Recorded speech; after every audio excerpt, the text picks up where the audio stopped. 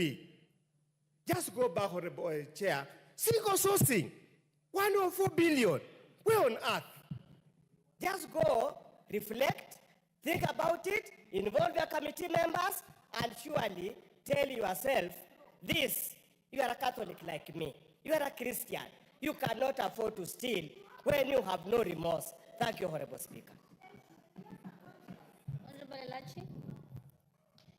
Thank you, Madam Speaker. Mine is just to ask Chair to guide us, because we have many people with chronic diseases who have been using NHIF.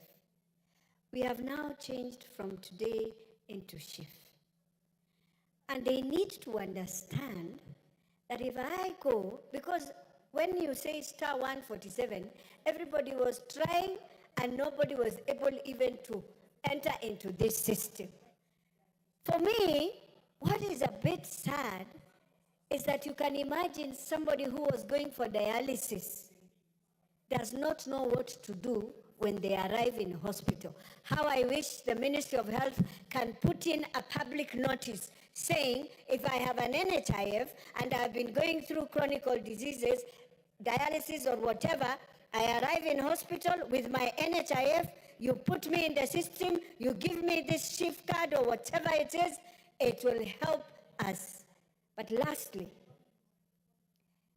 if we want to be really people who look in humanity in eyes, I am hoping that that system never costed us 104 billion when the president is struggling with a Eurobond, which again we did the worst mistake at that time. That Eurobond costed us 16% on a dollar, when that time Egypt was getting the same Eurobond with 3%. Let us not go back to those things that happened 2013, 2014, and we are back here. It will be as wrong, as evil as it has never happened. Thank you, Madam Speaker. Yes, Honorable Kibagendi, and then I'll come to you, Honorable Hikari. Madam Speaker, I sit in the Health Committee, and I have raised concerns about a bulk of what fellow members have raised here this afternoon. One of my concerns, of course, was about the cost of this particular system, given that some of the most sophisticated systems that we have in this country are KRA, Safaricom, M-Pesa, and a few others that cost less than 10 billion Kenya shillings. I'm wondering why we should genuinely spend 104 billion shillings on a system that those who created the NHIF system were willing to upgrade for less than $1 billion shillings. 104 billion shillings is adequate to take care of primary school children. For 10 years, it's 9 billion per year. They would have lunch in school. Secondly, Madam Speaker, why this system should offer an inferior benefit, yet members now pay more. Imagine, Madam Speaker, they are saying in a family, you can only benefit, only one individual can benefit to go for diabetes tests per year, one person, and it's only 4,000 shillings. Only one person can benefit on matters to do with dental, and it's about 2,000 shillings. Only one member in a family can benefit with optical medical care. It is absurd given what we had in NHIF. If indeed NHIF had issues, our focus should have been to review the claims management department. And today, Madam Speaker, I would like to bring to your attention that even in this social health authority, there is a scheme to outsource the core mandate of this particular authority, which is the claims management department. And that will be a loss of funds that would have been used to support poor Kenyans. Madam Speaker, This is something that I've been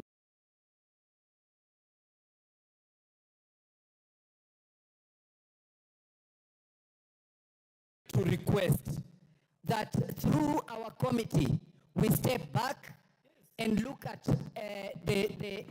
I've forgotten to mention, in our committee, we requested the ministry to produce even one photo of a public participation event. They could not produce even one. There was no public participation anywhere in this country. So, Madam Speaker, I would request as a member of that particular committee, and there is a lot that we can talk about. We step back and review this and even the cost. I forgot to mention also that the companies that benefited from this particular contract have never developed any kind of this system anywhere in the world. One of them was just registered the other day in July. So you can imagine the haste in which those who intend to benefit from this had. Thank you, Madam Speaker. I think we just have one more voice, and then we can end this, and I'll allow the... Okay. All right, I'll go to Honorable Deputy Leader of Majority, and then I'll... Oh, yes, sorry. Sorry, I'm sorry, Honorable Oren, yes. Honorable Nikal was next, then I'll come to you. Thank you, Chair. I'm a member of the Health Committee, and I'll stand here and say the statement our chair has read does not reflect the position of the members of that committee. Statement number one, and I say it with courage. Two, let me finish. What's your point of order? Madam Speaker, indeed, if members of the Health Committee are saying that what the statement the chairman has read to this House is not a representative of the views of members of the Health Committee, then why are we discussing it in the first place? Okay. Yeah, why are we discussing it, Madam? Okay. Is that in order? Well, let me allow Honorable Nikal, and What? then you will have a chance to respond to this, Honorable Kose. Speaker, to begin with, we were not even aware that the statement was going to be made here. And when there are three issues here, one is the issue, the integrated health information system, the purchase of which is costing 104 billion. That's one issue. Issue number two is the transition process that Honorable Elachi was talking about. Issue number three is the issue of the outsourcing of claims. Let me talk about the issue of the integrated system. The information we got from the ministry as far as the procurement process was concerned, they followed the law as they interpreted it, but we were not satisfied. And these are the issues we raised, and we said we should get more information on. One, we could not ascertain whether the cabinet was actually aware of this. The procurement starts with the ministry, and you do not see any information behind that is linking with the cabinet. And at one time, the PS was saying the cabinet can be informed, given for information when you are purchasing at 104 billion. We didn't agree with that. Two, we were not satisfied that enough effort was made to get other institutions or other partners that would provide this at a lesser cost, even compete. It was not clear to us how Safaricom got the request for proposal and is the only one that got the request proposal. Why not others? And we said we will need that information later. Madam Speaker, it was not clear to us whether due diligence was done on the partners in the consortium where Safaricom was the lead, particularly Apiero, because there had been a lot of information about Apiero that we did not get, and we actually at the end of the meeting said we are either going to get that or we will do it ourselves. The ministry did not give us enough information on that due diligence. Madam Speaker, it was not clear to us how this money is going to be paid. When we asked the PS said it is the users. And Madam Speaker, this system is huge. It will even involve the private health institutions. It will even involve the regulatory authorities of all the regulatory authorities and the health sector. It will even involve the health facilities in the counties. And it was not clear how these users will actually pay for it. And we were informed that they are going to do a cash flow, a simulation of how this will be paid. And we had not reached that level as yet. With that, Madam Speaker, we were not satisfied and we are surprised that our chair is reading this in this House. When it comes to transition, we were sure that the people were not given enough information, because what Honorable Lachi was asking was, if you have NHIF and we are transiting to SHA, will you get treatment? We were told, yes, when you go there, you will get treatment. But that information is not with the people. So we said, what is it that is being launched? You can launch the beginning of a process, but you cannot say you have shifted and people therefore will not get that service. So we were not satisfied. On outsourcing, on claims, that was one of the biggest issues we raised during the discussion on this law here. We asked and they said, for the time being, SHA will do it itself. And we are not sure whether that is so, because the law provided that May. We were concerned about the May. Those who are here may remember. So, Madam Speaker, in the view of the committee, we have not reached a conclusion about this. So with that, Madam Speaker, I say it does not represent the view of members of the committee. Okay, let me give Honorable Makali the point of order. I will come to you so that you can respond. Just note them down. Thank you very much, Honorable Speaker. Honorable Speaker, Honorable Yikal is a ranking member in this House and a serious expert in matters health. He has made statements here, which I think, because this is a House of Records, he says the chair of this committee have submitted a report in this House which does not reflect the views of the committee members. Would I be in order, Honorable Chair, to demand that the chair of the committee tables in this House the minutes of the committee and a list of members who have signed for the adoption of that report? That's the only way we can clear the air. What's your point of order, Honorable KJ? I'll come to you. Let KJ make his. Madam Speaker, as much as this is a House of Records, it's also a House of Procedure. It is also a House of Traditions. To my mind, what has been laid on the floor of the House today is not the property of any committee. Neither is it the property of the chair.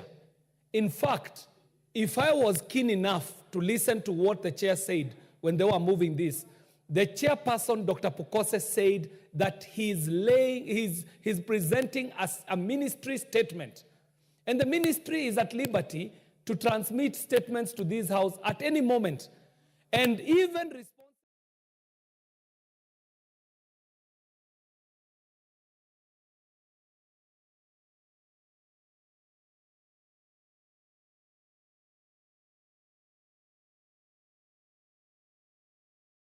time that it has fairly in prosecuting a matter that is in itself not substantially before this House, because what was put here, Madam Speaker, you would have been right in your place to just listen to Dr. Pukose and proceed to other business.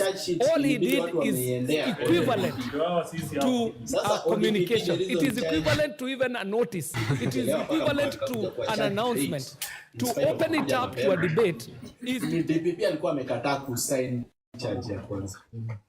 Charge ya kwanza ilikuwa inasema publishing false information. Akawauliza how it is false, yet ukigoogle David Langat, kitu ya kwanza inakuja kwa Google search ni is being auctioned. So makes sense. Akamwambia tafuta kitu kingine tusukume nayo. So hata kitu kingine. Sasa yenyewe walitafuta ni yenye iko nje kabisa. Afadhali ile ya kwanza. So walikuwa wanasema charge yangu ni count 1. Actually it was only one count. It was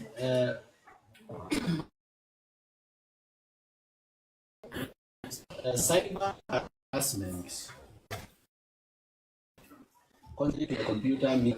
Na walikuwa nasema that on 28th of September nilitweet nikasema William Ruto approached DL Langat begging him to assist him fund his campaign.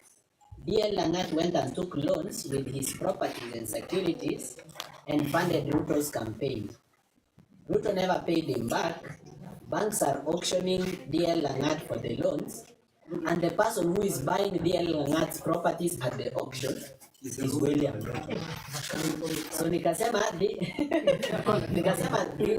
is the person we are dealing with. And ni ukweli hiyo kitu. It's true that William Ruto actually ananunua property ya David Langat. Because David Langat is a billionaire. Ndio mwenye Nyali Center Mombasa. Na ndio mwenye zile tea estates huko Kericho zile zinaitwa Phoenix. Yeah. He has over 2,000 acres huko. He's a wealthy guy. So this guy alichukua loans na some of his properties kufund campaign ya Ruto. Akihope msa akichukua atamsort. But alipochukua akamruka. So alipomruka, banks have been coming for this guy. Wamekuwa very hard on him. Wanataka pesa yao. So wanataka kuuza vitu zake kwa auction. But funny enough, mwenye aliombea loan amsaidie ndo anabaya. Umeona what Ruto is? Unajua msiwahi fikiria Ruto think kasi. Unajua kuna siku niliulizwa kama najua Ruto na nikasema namjua vizuri. Mimi hata na huyu Edwin na hata huyu. You know William Ruto very well. So nakumbuka tukiketi kwa board ya deputy president tukipresent strategy ya youth. Ruto, the way he thinks is very different. Yeye tuseme tumekaa hapa tuna watch TV. Ninyi mtakuwa mnasema guys, hii public property inaharibika hivi. Ruto atakuwa anasema guys, ile ni chance imetokea ya sisi kutenga pesa ya renovation. Unaona mkiendanga maandamano, Ruto is a chance. Anangoja tu vitu ziharibike 2-3 wa exaggerate vitu ziliharibika, alafu atenge parliament pesa ya renovation 700 million for renovation waibe hapo. So yeye anakuanga ameona opportunity. Na hata sasa najua Ruto akiniangalianga hivi bado yeye hajaona threat. Lazima kuogope. The way he thinks is very different. Yeye anasema hivi jana wacha nimpe time. Ashikishike ama jenzi. Unaona? Wakuwe solid behind him. Alafu nimtafute ni mbaya. According to Ruto, it's about money. Ruto believes he can buy everyone. Na huwa na believe hakuna mtu anaweza kataa pesa. But let me tell you, there are people that William Ruto has not met. Let down.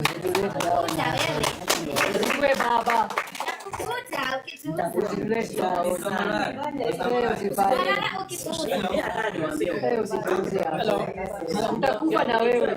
Niko na swali kabla uendelee. Swali langu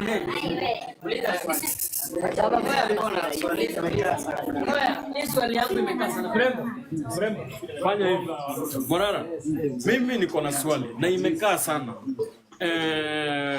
Okay, mimi naitwa Sylvester kwa wenye wanijui. Ukienda TikTok naitwa Wembe. Swali langu ya kwanza. Najua wewe ndio taa ya Kenya sasa hivi. Kumbuka Google historia yako haijaanza leo. Unafuata ile ingine yenye ilikuwa. Which is your father. Umeshikanisha. Is it true? So, my friend, mimi natoka Luo Nyanza. Na kwa kweli so far nimepiga kura, nikipiga itakuwa mara ya 5. Unaona? Na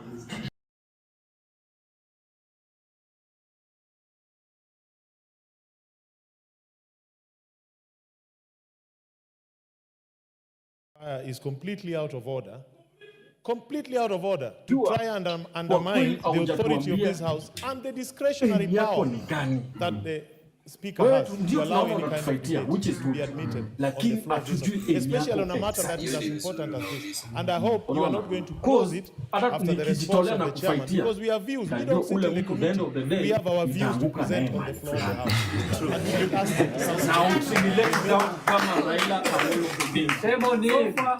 let down mara kama zote. Juu the end of the day, then unaona hata hiyo kichwa niligarua kwa sababu nikasirisha kwa sababu tunaenda kwa demonstration dakika ya mwisho, tunawacha kama watoto wa yatima, baba amekufa, mama amekufa, muendelee na shughuli zenu. Tulianza kusema sasa, wacha nikujibu. Mjinga hapo nje tulianza kusema wakae na waititi watupewe. Tunajaribu kukutea. Unaona, sijui kama mlirealize, mimi nilikuwa na avoid hiyo story ya waititu because sitaki kujiassociate sana na wale. Juu saa nyingine kuna watu the kind of things wamefanya kwenye hii, kujiassociate nao najichafua. Kumbuka tunaunda brand mpya. Brand ya New Young Leaders of Integrity. So kama tuna build brand ya Leaders of Integrity, kuna vitu lazima tuhepe. So hata mimi uhepa sana. Na ninaitwa mikutano mingi zenye mimi uhepa. Zenye sitokeangi.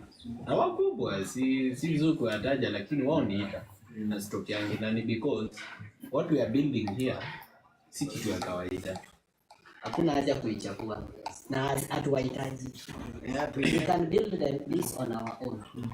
Kitu kingine kwa story ya kunuliwa, si ati sijai kuwa offered bro. Tangu nianza Itumbi alinipigia simu. Unajua watu unawaambianga walinipigia simu wanakataa. Asi tunaamini. Sasa hata jana nilikuja kwa Itumbi alinipigia simu, alikuwa anataka kunipa pesa, nikalenga.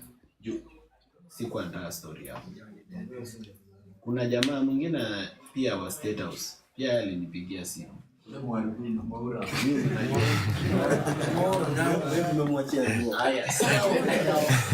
Pia wametumia wafanya biashara.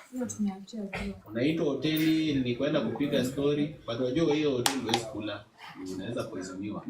But ukisikiza agenda unalenga. Kuna hadi donations nimekataa.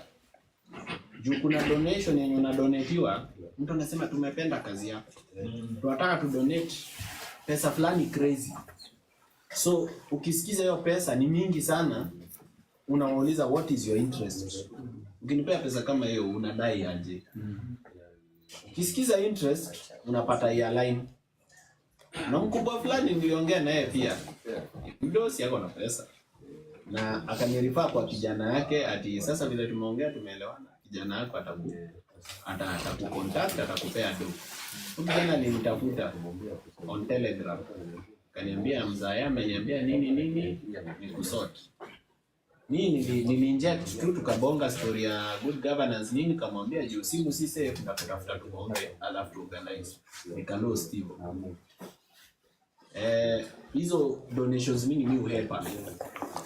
Hata sasa kunanganya, kuna siku pia kuna ambassador wa country fulani kwa hapa majuu, nilifanya meeting na yeye kwa embassy. Walikuwa wanataka kuelewa what my vision is.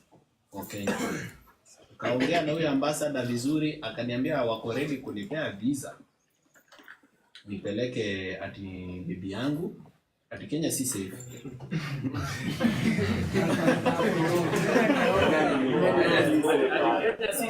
Si safe na ndio ho. Ati nipeleke bibi yangu na watu hii kwanza, ati ndisi wao waenda wakuwe safe, alafu mimi niendelee na shughuli. Nikamwambia okay, mimi nikipeleka bibi yangu na watoto wangu ngambo, what about the rest of Kenya? Wao watapeleka wao watu. Tunakaa hapa. Na watu wangu nothing will happen. Wasijaribu. Na hakuna kitu itafanyika. Nothing will happen. They are covered by the blood of Jesus. And anyway, hata nisingekuwa leo, watoto hawezi lala njaa. They have aunties and uncles. Na mko. And actually, but on that note, there is something you said about how saizi wenye wale watu wanapanga kazi. Of course kazi inapangwa in terms of the kids, hizo za fingerprint, in terms of buying voters, in terms of very fake voters that will be in the system. And I've been in Embu County because I'm very interested in running for a political seat there. The senator wetu ajua hata kuongea Kiswahili. Amekuwa ule jamaa ametuaibisha kabisa. You cannot legislate, you cannot be eloquent. Yes. So one thing that akipewa bila asome anafunga. Hakuna anaanza kupreach. So yes, that guy kuna siku karibu aongee Kiembu Senate. And I was very ashamed that I came across those videos on TikTok. So one thing that I have realized is that the common mwananchi doesn't believe that we can come out in numbers, vote, and elect a candidate. That is one thing I've noted on the ground. Yes, exactly. That's the first thing. The second thing I have realized about the common mwananchi, they believe so much that ule mtu mwenye ako pale ndani ako na system.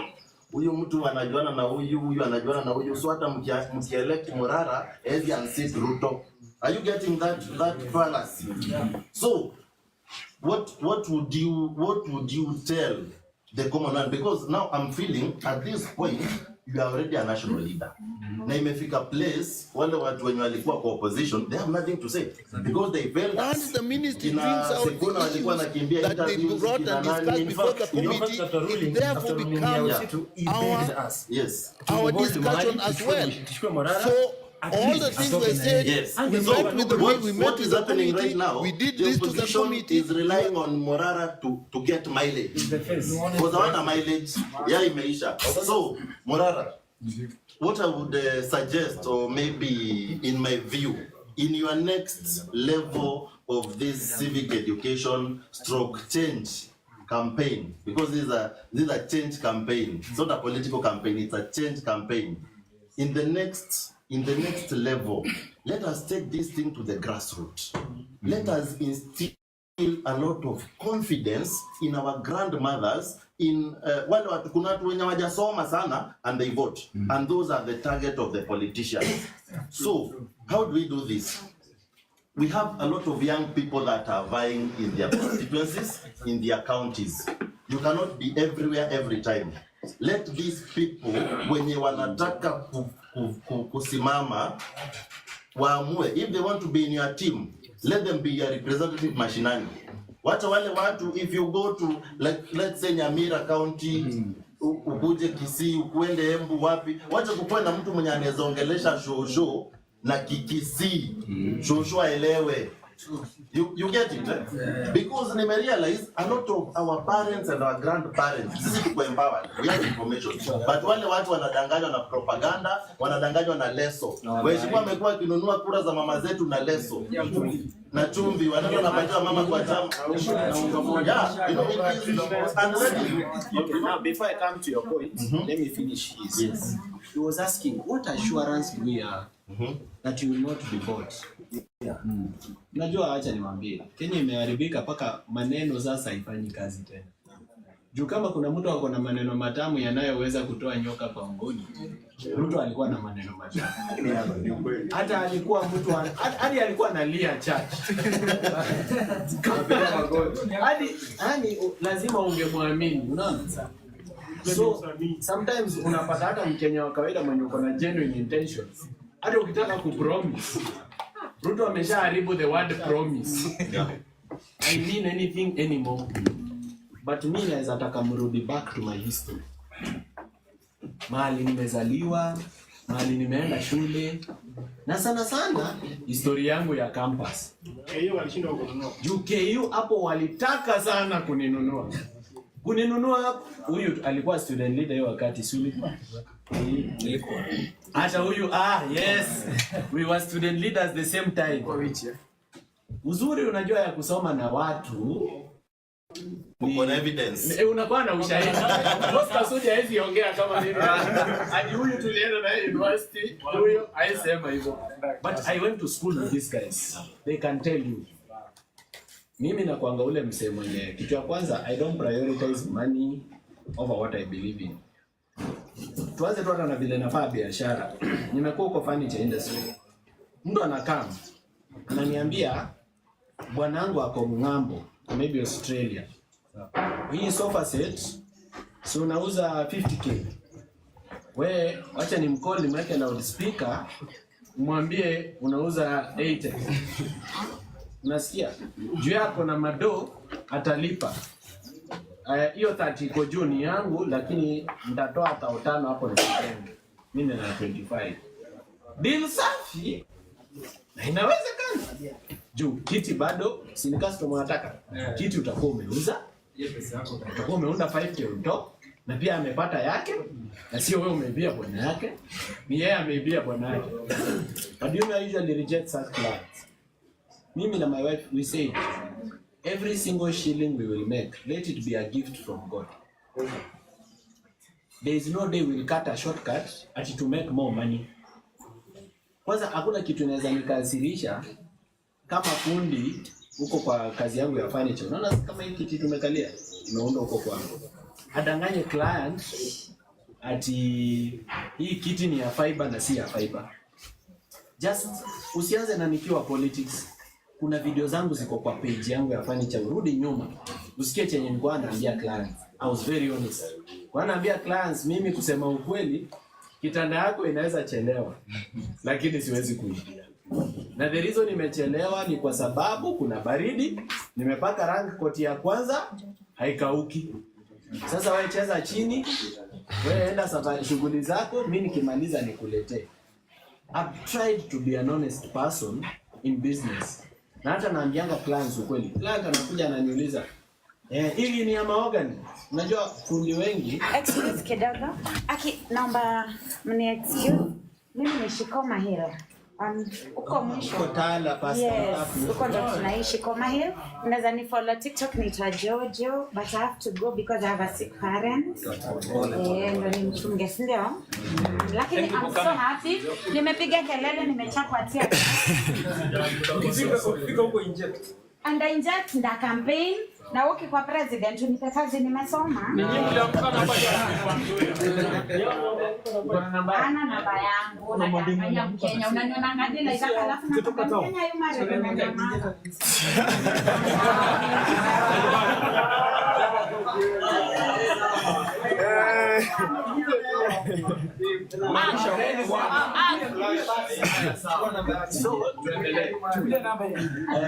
Chukulia namba point shoko na hiyo namba. Na hata kabla tuende lazima tutajiingiza kwa WhatsApp group sisi wote. Acha niweke. Ndio hii familia tukue pamoja. Sasa admin. Sasa I can be admin. Ukiangalia I try to be honest because clients wengi wakikuja kwa fundi na waulize hii ni ya mahogany, kila fundi usema ili customer abai. But unajua vitu za mahogany genuinely speaking ni expect. Ni client akiniuliza kama hii kiti ni ya mahogany, nitamwambia ukweli, hii frame imeundwa na blue color. Lakini kitu tumefanya ni make sure it was black so that isiende ku squeak ama ku crack. So honesty ama accountability ama integrity inaanza na the little things. Wachana the big things. The little things. For example, mtu anauza maziwa. Anaweka maji maziwa. Mkimpea umemsie mtu atafanya. Unajua kila mtu anaiba level yake. The reason Murkomen anaiba hiyo pesa ni hiyo ndo level yake. Huyu mtu anaweka maji kwa maziwa, huyo ataenda kuunda bad quality roads. Haya, mtu ni donda. Umempea 1,000. Ana insist umempea 100. Ama anangoja usahau. Amekuruka hata kukupea change yako. Umse Mungu amuonekania hapa mbele akue MCA ama mbunge. Atakuaje? The only thing I can tell you guys. Ningependa niongee. Ngoja kidogo. So the only thing I can tell you guys is bad leaders come from bad citizens. Sure. Lazima sisi wenyewe tu change tabia. Mimi najicommit kweli. Na the reason nimekuwa nikiinsist about 15 years ago. Watu wachangiwe. In essence, the conditions within the Kenya prison services remain precarious and pose a potential threat to national security if the service ultimately becomes dysfunctional. Honorable Speaker, it's against this backdrop that I request for a statement from the chairperson of the Departmental Committee on Administration and Internal Security on the following. Number one, the status of implementation of the recommendations of the Maraga Task Force report. Donald Trump hajatumia hata 1 bob ya pesa yake kwa campaign. Yet he's a billionaire. This month alone amechangiwa $470 million for campaign. Let me tell you what happens mkichangianga mtu. When we finance our own leaders, we own them. Sasa wacha niulize. Wakenya wamechanga, wamenunua gari. Wakachanga wamebrand. Wamechanga wameweka sound. Wamechanga ofisi wamefurnish. Mmoja amedonate nyumba. Sema hiyo ni ofisi. Alafu niruke, okay. Hata nikiruka nje ya nyumba si bado niko ndani ya compound. Nitaruka nikienda wapi? Yani it becomes impossible kwa watu ama kununuliwa because now your price is so high nobody can afford it. In fact hata ule mwanasiasa alikuwa afikiria kukununua. Hata yeye itabidi awe considerate kwa sababu watu wako watakumaliza. Niambie mama mboga ana spare 100 yake. Anakuchangia kwa M-Pesa uinject ama mfanye party registration. Alafu unanunuliwa. Kuna mahali utapita kwa ita. That is why we need to honor our leaders. Let me tell you, hii party yenye tunaanza, some of the leaders will be in that party hawana capacity in terms of finances. Ni washa wanaona mbele, wakipewa chance they can reach Kenya, but they don't have the money. If we don't create that culture of fundraising, na si lazima ati utoe pesa mingi. You only give what you're willing to lose. Unasema leo nilikuwa nipige vikombe 3 za cake. Moja na donate. Unaona? Sasa hizi donations zenu ndogo ndogo zinapea moyo wale watu wako na pesa. Because wanaangalia what we are doing as poor people with the little we have and they ask themselves, pesa imelala kwa account. Nafanyia nini? Mimi ni mwenye Simba Cement. Mimi ni mwenye Dev Steel Mills. Mimi ni mwenye bid for that humble. Naona yanatumia. Elfu ni milionea sana. Mimi ni mwenye bid ama mimi ni mwenye Suraya Properties. Hii pesa yote niko nayo kwa account ni ya kazi gani? Unapata encourage ule msee ako na do ametoa kitu ya maana ameweka kwa account. And that's why we need an office. Ili tukue na finance director, finance committee, inakaa chini ina plan activities. For example, kunafaa kuwa na campaign specifically ya kuhamasisha vijana wachukue ID. Hiyo campaign inahitaji volunteers. Now, mtu anaweza volunteer kwa hiyo campaign. Lakini kuvolunteer yake kama anaenda Kirinyaga, lazima pia nyinyi mfikirie venye atatoka hapa kwa ofisi, afike Kirinyaga na venye atarudi na hata lunch. Msimlipe lakini at least make sure amekula kitu na amefika na akarudi, si ndio? Now hiyo ni resources. Hiyo transport hiyo na nini ni resources. That's why I needed us to have this office so that we have a finance committee. This finance committee ile do yote inachangwa inaenda to one account. Hiyo one account wana budget activities, wana list activities apart, hata wanaziweka online. You know the best way for accountability is communication. Yeah, true.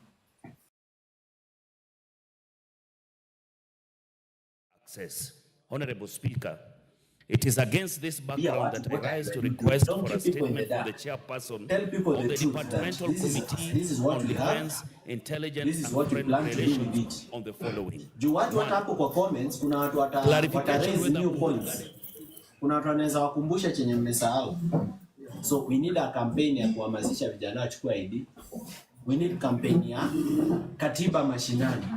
Report on the We need katiba mashinani campaign. of the Hiyo katiba mashinani campaign by the PDF, and when will the public be granted access? 3, the reasons for permission of certain activities such as marathons, music concerts at Uhuru Gardens while the general public is denied access.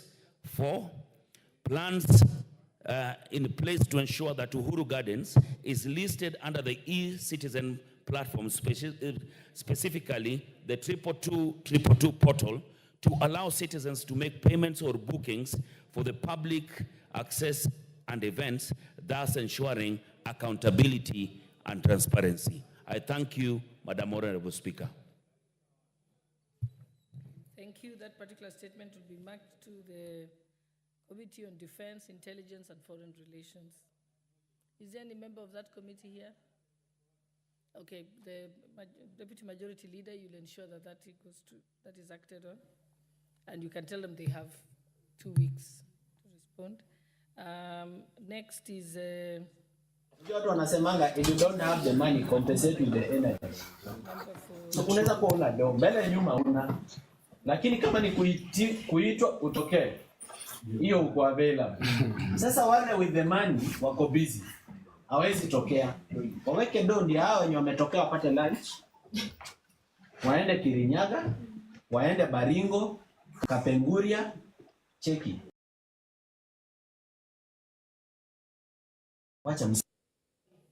Honorable Speaker, the Makalda Gold Belt in Migori County is known for its richness in precious minerals such as gold and copper. The minerals are precious national resources that ought to be extracted for the benefit of the nation, the local communities, and the future. Inamaanisha if we talk to Kenyans, they will listen. It's just that hatuja talk to them. Mumeni build. Nashukuru. Jina langu limekuwa kubwa. Unakumbuka, unajua mimi sikuwa najua jina langu ni kubwa. Mpaka siku nyingine tulikuwa tumeketi hapa juu. Tunajiuliza hii kitu ya Gachagua ina divert attention from Adani. What do we do? Nikasema hebu Twitter for #impeachboth. Nilipo Twitter #impeachboth. Ika trend number 1 Twitter 3 days. Nikajua kumbe niko na influence na sijui. So hiyo influence imenipea. Kenya is a personality cult. Watu hufuata mtu. Na uwezi wa blame. It's like that even in other countries, even in the US. But now, hiyo jina mmenipea, mimi nafaa kuwa kama figure uniting factor. Mimi nafaa kuwa uniting factor. Marapa chini nafaa kuwa na watu wanapiga kazi.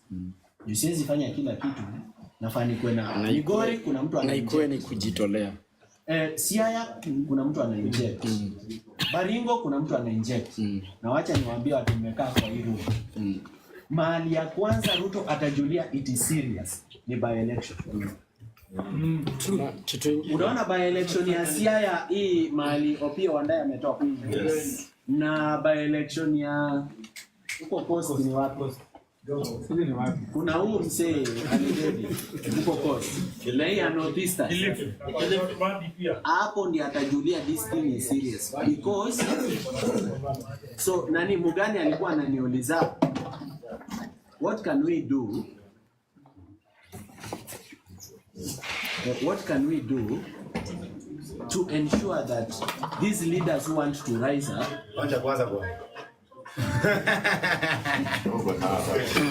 Uni security wangu naweza amini.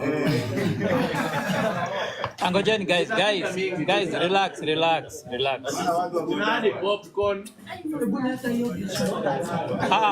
Usikanganie pole. Hi guys from diaspora.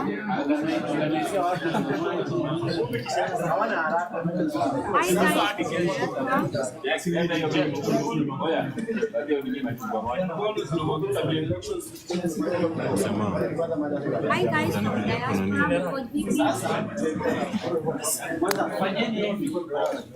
Unaona, hamko wengi sana. Wacha nitumane supermarket walete food. Wako wengi. Wacha nitumane supermarket. Yako nani? Sasa mimi na wewe tulieni tubonge. Engineer. Unajua kuna jamaa alikuwa amesimama Anitumia kwa hata simu na nini ile. Si nini yake iliharibika gari? Na gari iliharibika. Sema hizo just hai. Hapo na simu yangu yani. So sina venye naweza communicate. Safari adventure. So kama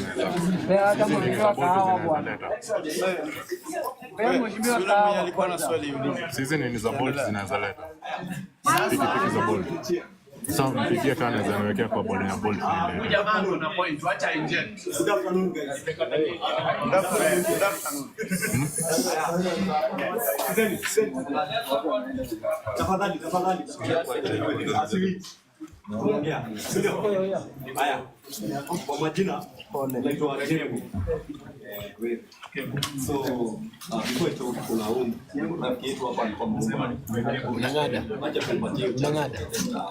Naenda huko. Kila mmoja mtulie mketi. Jamhuri wananchi wa Kenya wote. Kwa salama. Mimi kwa majina naitwa Paul Mvazi from Kakamega.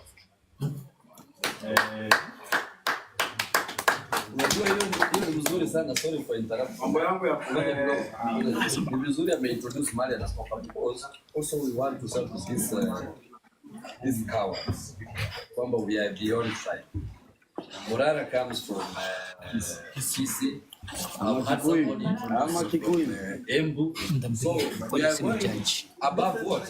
We are going beyond. We are Kenyans. We are Kenyans. Wacha inject. Asante sana. Pole ni jambo lakini ni mambo ya kawaida. Huko hata hiyo kitu ya polisi ni kitu ya kawaida. Lakini fikira yangu ya kwanza kwangu mimi venye nafikiria kulingana na mambo yenye anafanya president wa Kenya. Kitu ya kwanza ni muongo. Sababu ni kwamba alikuwa anakuja hadi huko kwetu Kakamega. Na ile ulimislimu. Sasa hapa vile anaongea yani. Mama Mungu nilikuwa nimekwisha weka mfano. Ashatenda. Boda akatenda. Watu wasije Nataka akae vizuri. Ukikaa hapa na hapa. Hiyo siku ya Citizen ndio nilibamba. Tunafanya sisi ndani. Ndio. Food na kama.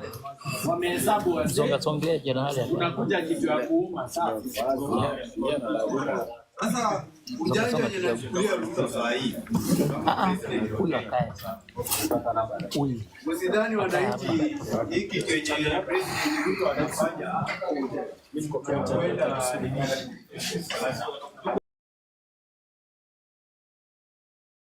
Wajir South constituency spans approximately 22,000 square kilometers and is the second largest constituency in the country. It is 10 times the size of Kiambu County. The constituency faces a myriad of challenges, such as administrative inconveniences that have often led to the merging of some areas close to one another, as well as underrepresentation in the county assembly, a high population density, and considerable absence of equity in resource allocation. Honorable Speaker, it's against this background that I request for a statement from the chairperson of the Departmental Committee on Justice and Legal Affairs on the following matters. 1, the expected timelines for the delimitation of electoral units in accordance with Article 89(2) of the Constitution, and measures put in place by the government to ensure that residents of constituencies and areas like Wajir South constituency and North Hor that are not just overpopulated, but also have little access, that have access to more resources while awaiting the boundary reviews. Thank you, Honorable Speaker. Thank you. In particular statement will be marked to the Justice and Legal Affairs Committee. Honorable Sir George Murugaran. Honorable Irene Mayaka, you're distracting the chairperson. We've said that the matter relating... Honorable Murugara, did you hear about the status of the delimitation of the electoral boundaries? When will you be able to give a response on this? Thank you very much, Madam Speaker. We do not have an IBC on which we can actually give these particulars.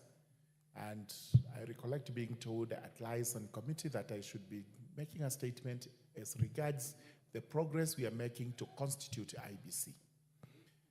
I confirm that the process is ongoing, but I need to give a better statement tomorrow after I collect all the facts, because we were just from a litigation on the selection panel.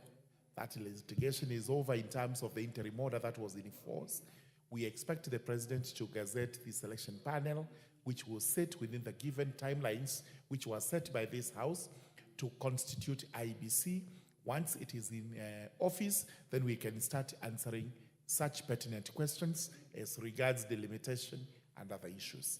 So, Honorable Speaker, let me give the first statement tomorrow. And then after that, we can deal with this. Okay, thank you. There's a statement by the Honorable Agnes Pareño, member for Narok North.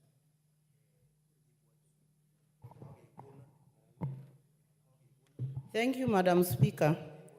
Honorable Speaker, pursuant to the provision of Standing Orders 44-2C, I rise to request for a statement from the chairperson of the Departmental Committee on Trade, Industry and Cooperative regarding the sale of Ufundi Cooperative Plaza by Ufundi Sacco.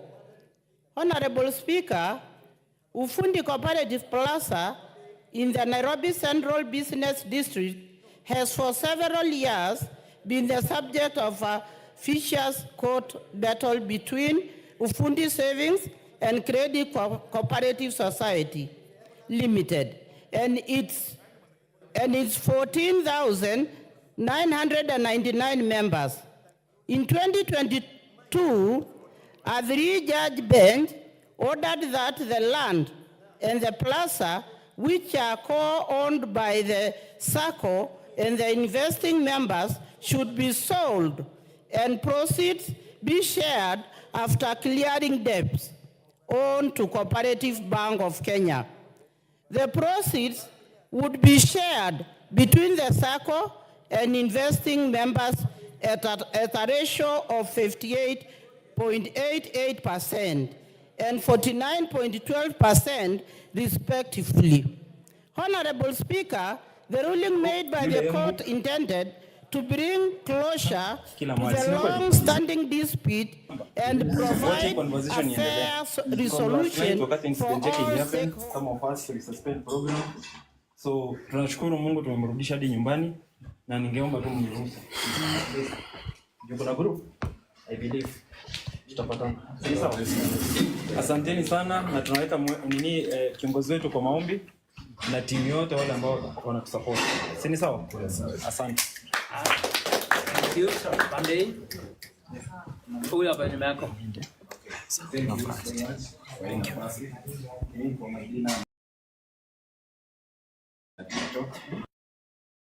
Ya kwanza sasa hivi tumeambiwa certificate ya vote imetoka, hata hivi once wale watu wa ODM kama design kutoka hapo tuingie hiyo chama za design hapo register kwa chama. Another thing tunataka kuambia Morara, for example right now I think kuna watu wengi wanataka wapate mwelekeo ile kufanya from there they support us. So what we want, ndio tuweze kufika mashinani vizuri, the way you are going there, ukituletea hiyo kwamba ya dialysis. For example, unaweza suggest, ukienda kama vile ulienda ile time ya Meru, ukapata kuna OC, hakuna OC maternity. We can have, tuseme tu, for example, hiyo project, tunaweza sema tupeleke project kama hiyo, tunawajengea huko, inaandikwa kama ni Gen Z movement, unailaunch. Kama ni pesa,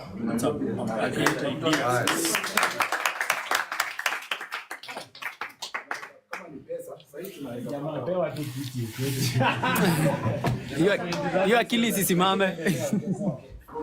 Na hivyo imagine umesimama. Hiyo project unaona akitumia kuna project fulani, kwa fulani, na hivyo tunataka pesa fulani. We raise that amount inaandikwa kama ni Morara Gen Z movement ama X joint. Then Morara anailaunch. Kutoka hapo unaenda kama ni Northeastern, kitu yoyote yenye ina happen. For example, unaweza kupata vile sasa hivi wanabomoa manyumba za watu. Unakuwa fast kufika hapo. Kutoka hapo wewe tuambie tunahitaji kitu fulani hapo. Then we do something. Inafanyika mara kadhaa.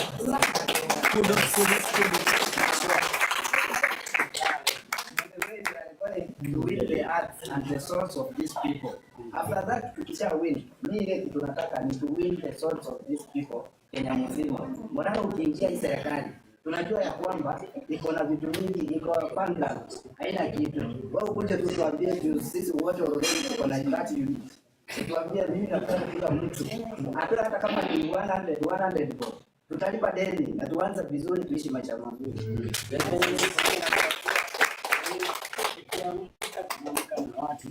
Tusipute effort mingi tunatoka Ruto sana. Tunashinda kotini. Sasa ndio tulikuwa uende uongee point 20 hizo mradi zingine wanasema. Ile point nilisema bila hizo vipi. Unajua kuna point safi sana. Maana sasa kama ile project ya Embu ile dispensary ilikuwa imeangusha choo. Kwani choo ni pesa ngapi? Hiyo kitu tukiamua kuchanga kila mtu 20 bob bana. Hata pesa ni mingi. Hata si tufanye hivyo. Tunaanzia hapa.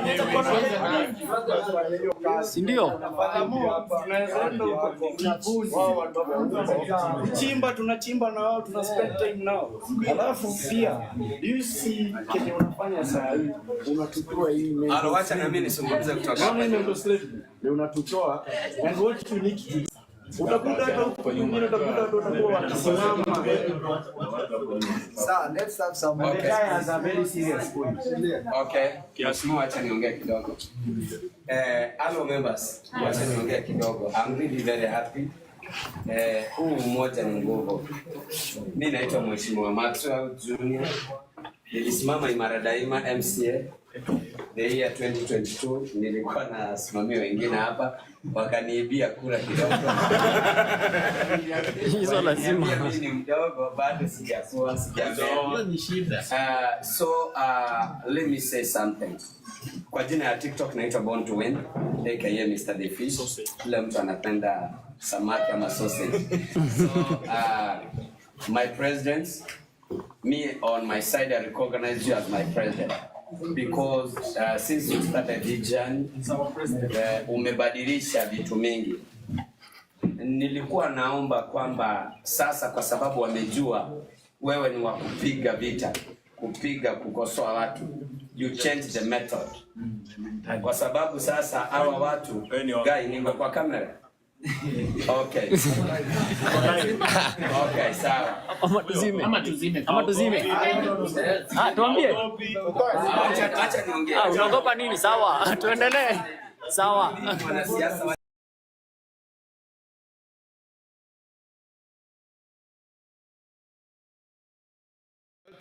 For the last 6 months, elephants have been roaming freely in residential and agricultural areas.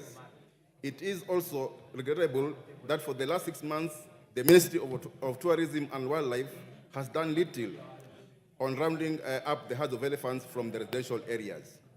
Honorable Speaker, it is against this backdrop that I seek a statement from the chairperson of the Departmental Committee on Tourism and Wildlife on the following.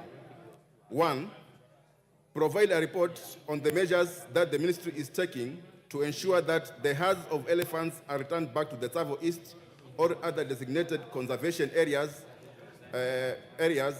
and challenges that KWS is facing in such situations.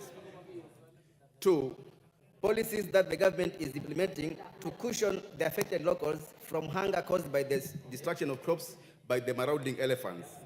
And 3, steps taken to compensate farmers whose farms have been destroyed and families who have lost their kin, including timelines for compensation. I thank you, Honorable Speaker.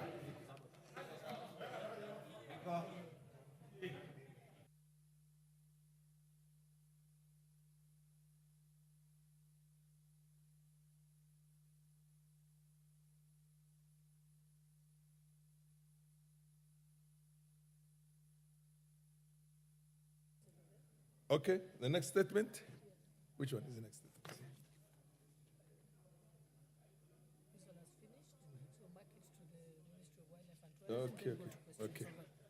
Okay. Yeah, this is now marked to the Ministry of Tourism and Wildlife, the Committee on Tourism and Wildlife.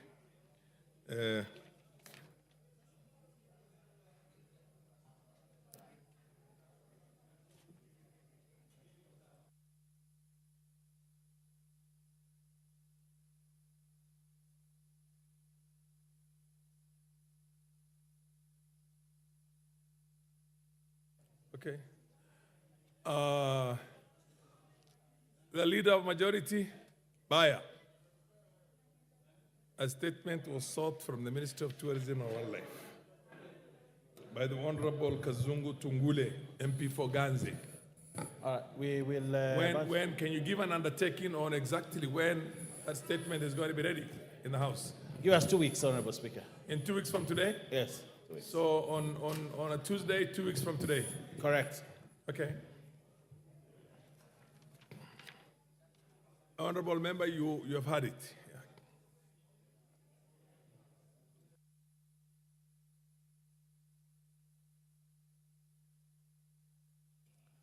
Next order.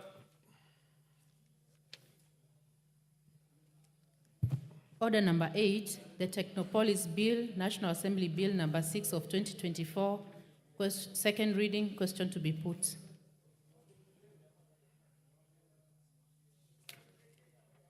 Yeah. Honorable members, order, honorable members. Honorable members, I now put the question that the Technopolis Bill, National Assembly Bill number, I now put Bill number 6 of 2024. As many as that opinion say aye. As many as the contrary opinion say no. The ayes have it. Next order. A bill for an act of parliament to establish the Technopolis Development Authority to provide a framework for the development and management of the Technopolises and for connected purposes.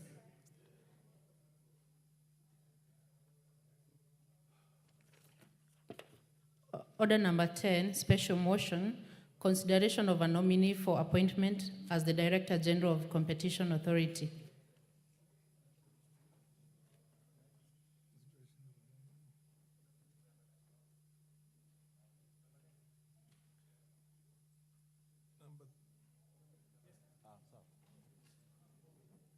Honorable Speaker, move. The Chair Finance will do the moving for this. And where is he? He's around. Oh yes, proceed. The Chair Finance Committee, proceed please. Honorable Speaker, I rise to move that taking into consideration the findings of the Joint Committee on the National Assembly Departmental Committee on Finance and National Planning and that of the Senate Standing Committee on Finance and Budget in its report on the vetting of a nominee for appointment as a Director General of the Competition Authority laid on the table of the House on Thursday, the 26th of December 2024, and pursuant to Section 12(1) of the Competition Authority of the Competition Act, Cap 504, and Section 3 and 8 of the Public Appointments Parliamentary Approval Act of 2011, that this House approves the appointment of one Mr. David Kibet Kimei as the Director General of the Competition of Kenya. Honorable Speaker, the Competition Authority of Kenya is a regulatory body responsible for enforcing competition law in Kenya. It aims to promote fair competition, prevent anti-competitive practices, and protect consumer welfare. The Competition Authority of Kenya plays a critical and crucial role in fostering a competitive market environment, which is essential, Honorable Speaker, for economic growth and innovation in Kenya. Honorable Speaker, the Office of the Director General of the Competition Authority is established under Section 12(1) of the Competition Act, Cap 504, in the following terms. Director General, 1, that there shall be a Director General of the authority who shall be appointed by the authority and approved by Parliament from persons having knowledge and experience in competition matters. Honorable Speaker, Section 12(1) of the Competition Act also provides for the qualification for a person to be appointed as a Director General of the Competition Authority as having, most importantly, having knowledge and experience in competition matters.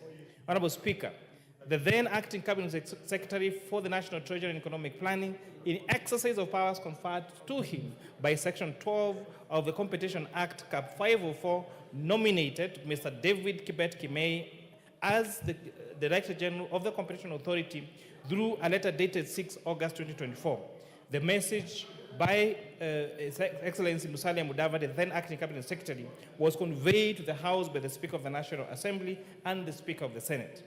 Honorable Speaker, pursuant to Section 4 of the Public Appointments Parliamentary Approval Act and Standing Order 216(5)(f) of the National Assembly Standing Orders and Standing Order 77(1) of the Senate Standing Orders, the name of the nominee was submitted to the Departmental Committee on Finance and National Planning and the Senate Standing Committee on Finance and Budget, which, sitting jointly, conducted the approval hearings.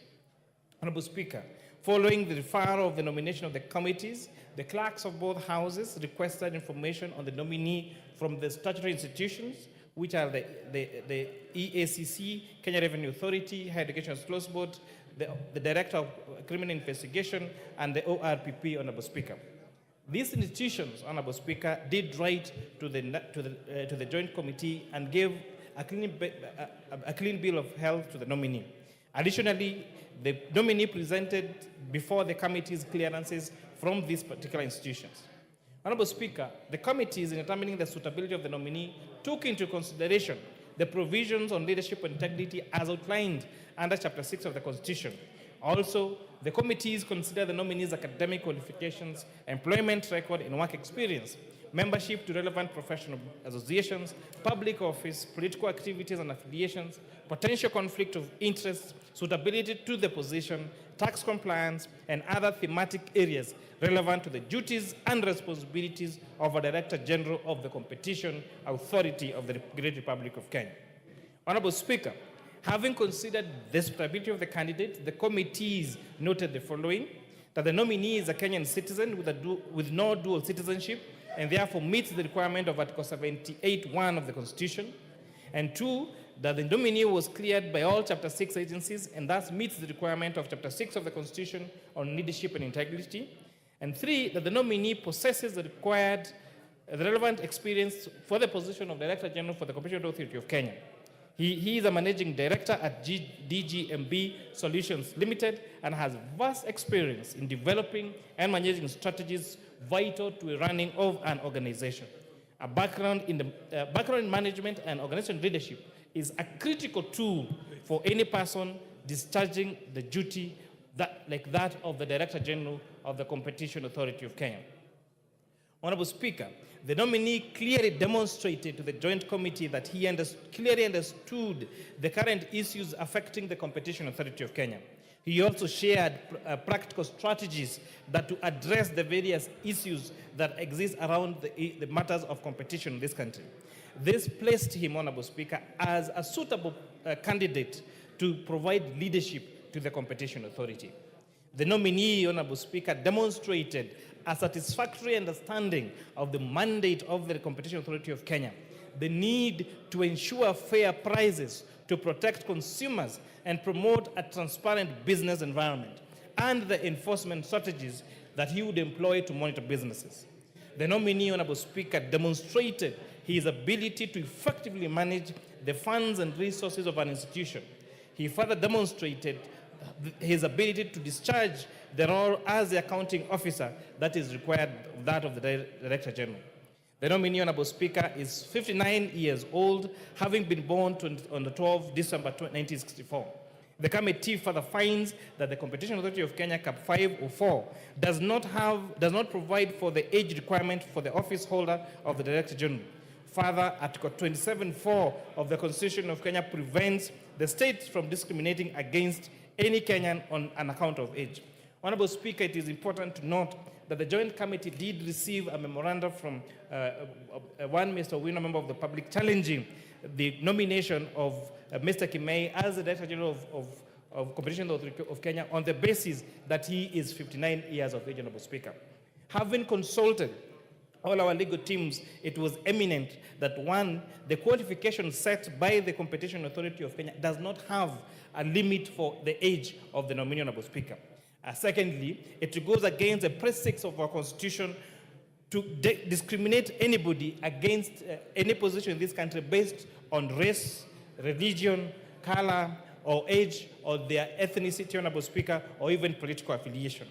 In relation to, Honorable Speaker, to a matter that was raised by the Ethics and Anti-Corruption Commission of Kenya regarding the judgment to surcharge the nominee when he served as a KMTC board member for the impartial recruitment of the corporation county secretary, for the organization's corporation secretary, the committee found that the nominee was not part of the said suit and therefore could not have had the opportunity to defend himself, and therefore it could not have utterly been unfair to judge him on that matter, Honorable Speaker. The matter in question, Honorable Speaker, just to give this House some basis, is when the nominee served as a board member for the KMTC, the board then recruited to the position of the CEO of the Corporation Secretary of KMTC. However, the said nominee was found not to have the requisite academic requirements, which included to have the need to possess a degree in law and to be a certified corporation secretary, as yes, Honorable Speaker.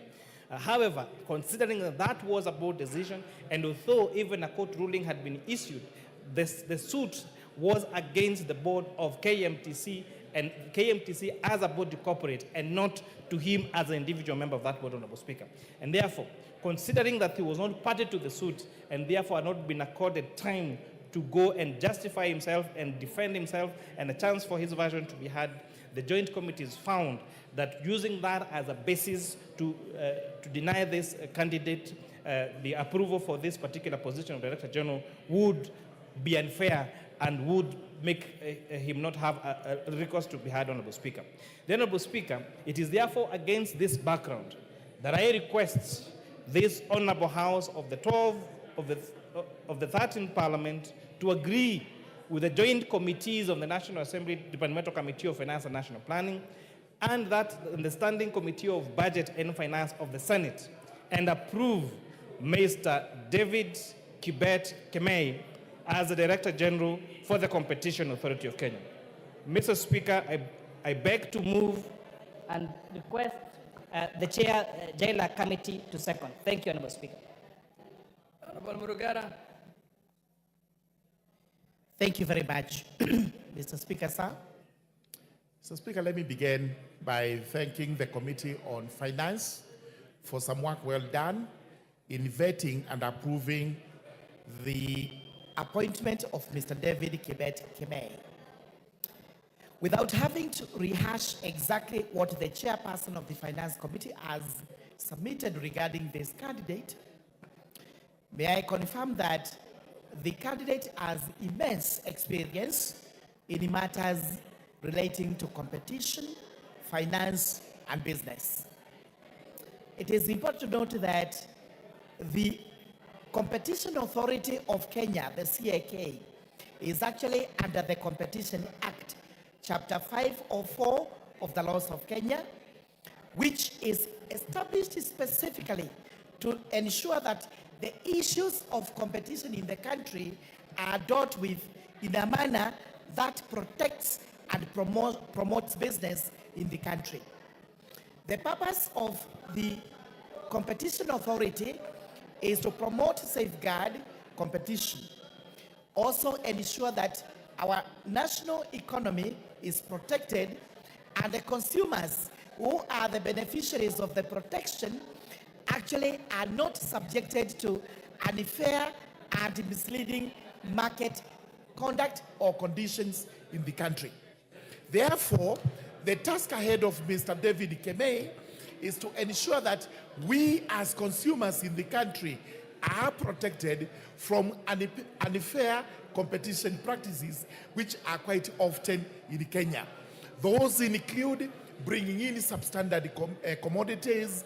They also bring in undercutting, charging less than the market can allow, practices which expose consumers to substandard goods.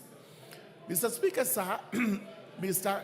Kibet Kemei will have to move to enforcement and the compliance with the Competition Act of Kenya.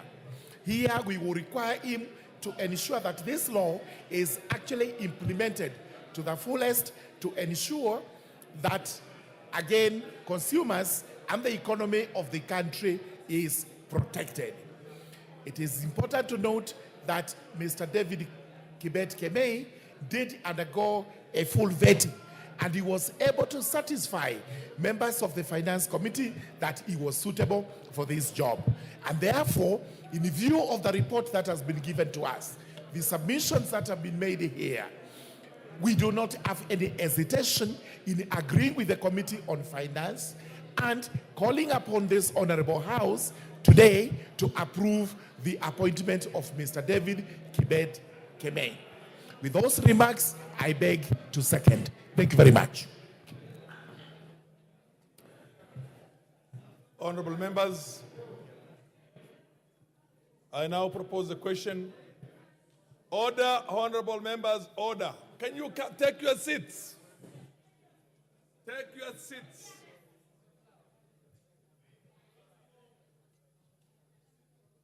Honorable members,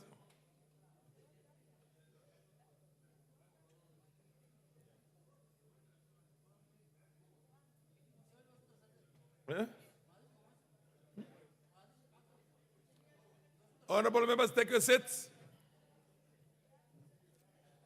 Order, honorable members. I now propose a question that, taking into consideration the findings of the Joint Committee of the National Assembly Departmental Committee on Finance and National Planning, and the Senate Standing Committee on Finance and Budget, in its report on the vetting of a nominee for appointment as the Director General of the Competition Authority, laid on the table of the House on Thursday, the 26th September 2024, and pursuant to Section 12(1) of the Competition Act, Cap 504, and Section 3 and 8 of the Public Appointment Parliamentary Approval Act of 2011, this House approves the appointment of Mr. David Kibet Kemei as the Director General of Competition Authority. Yes, the Honorable Bayer.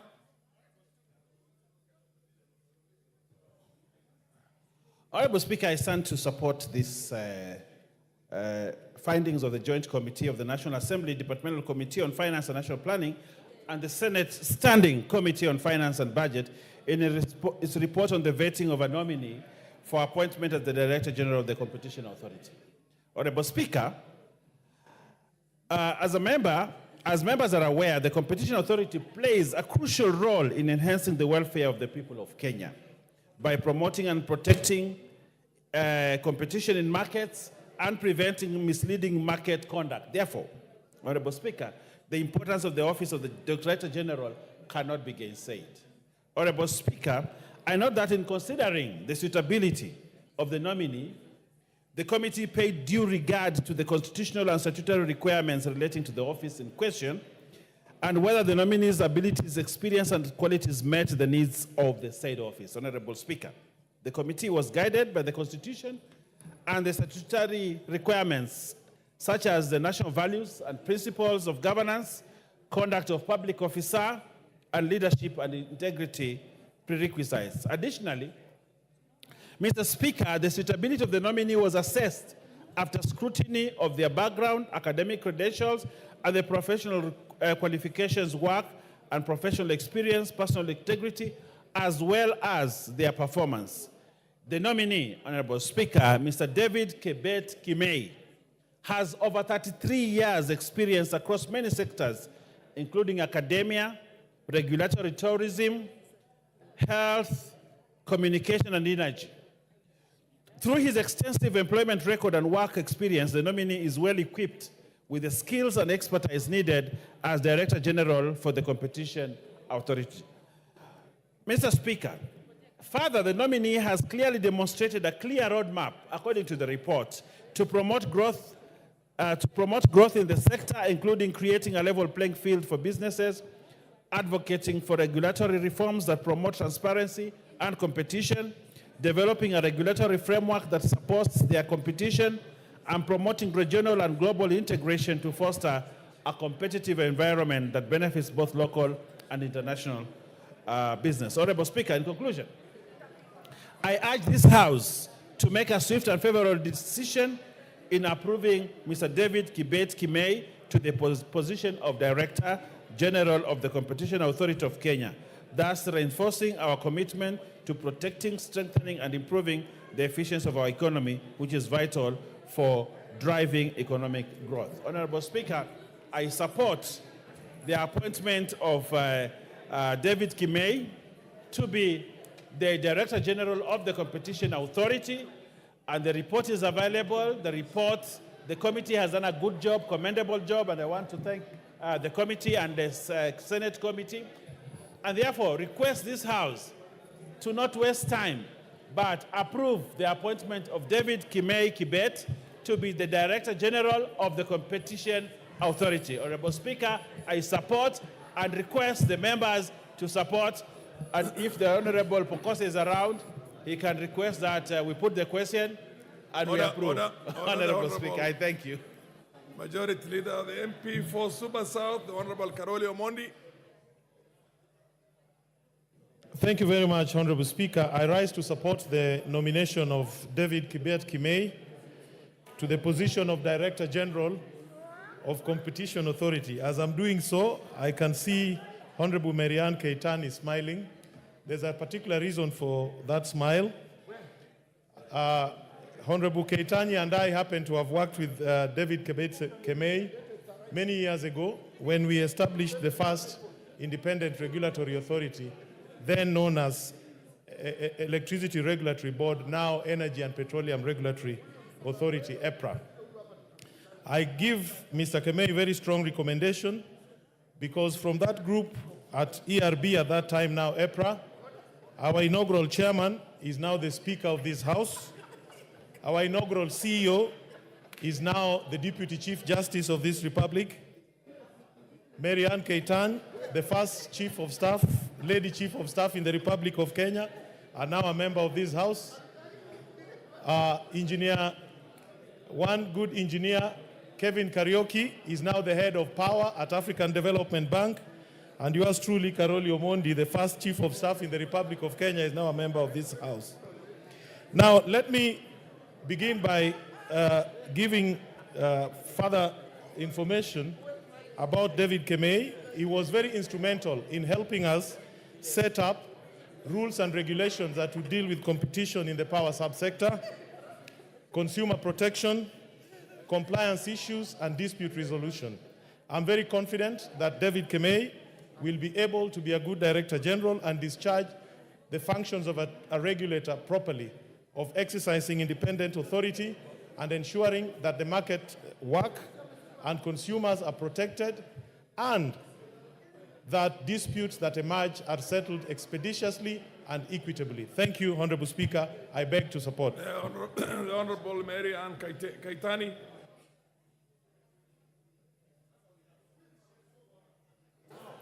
Thank you very much, Mr. Speaker. I stand to support the nomination and appointment of Mr. David Kemei to the position of Director General of Competition Authority.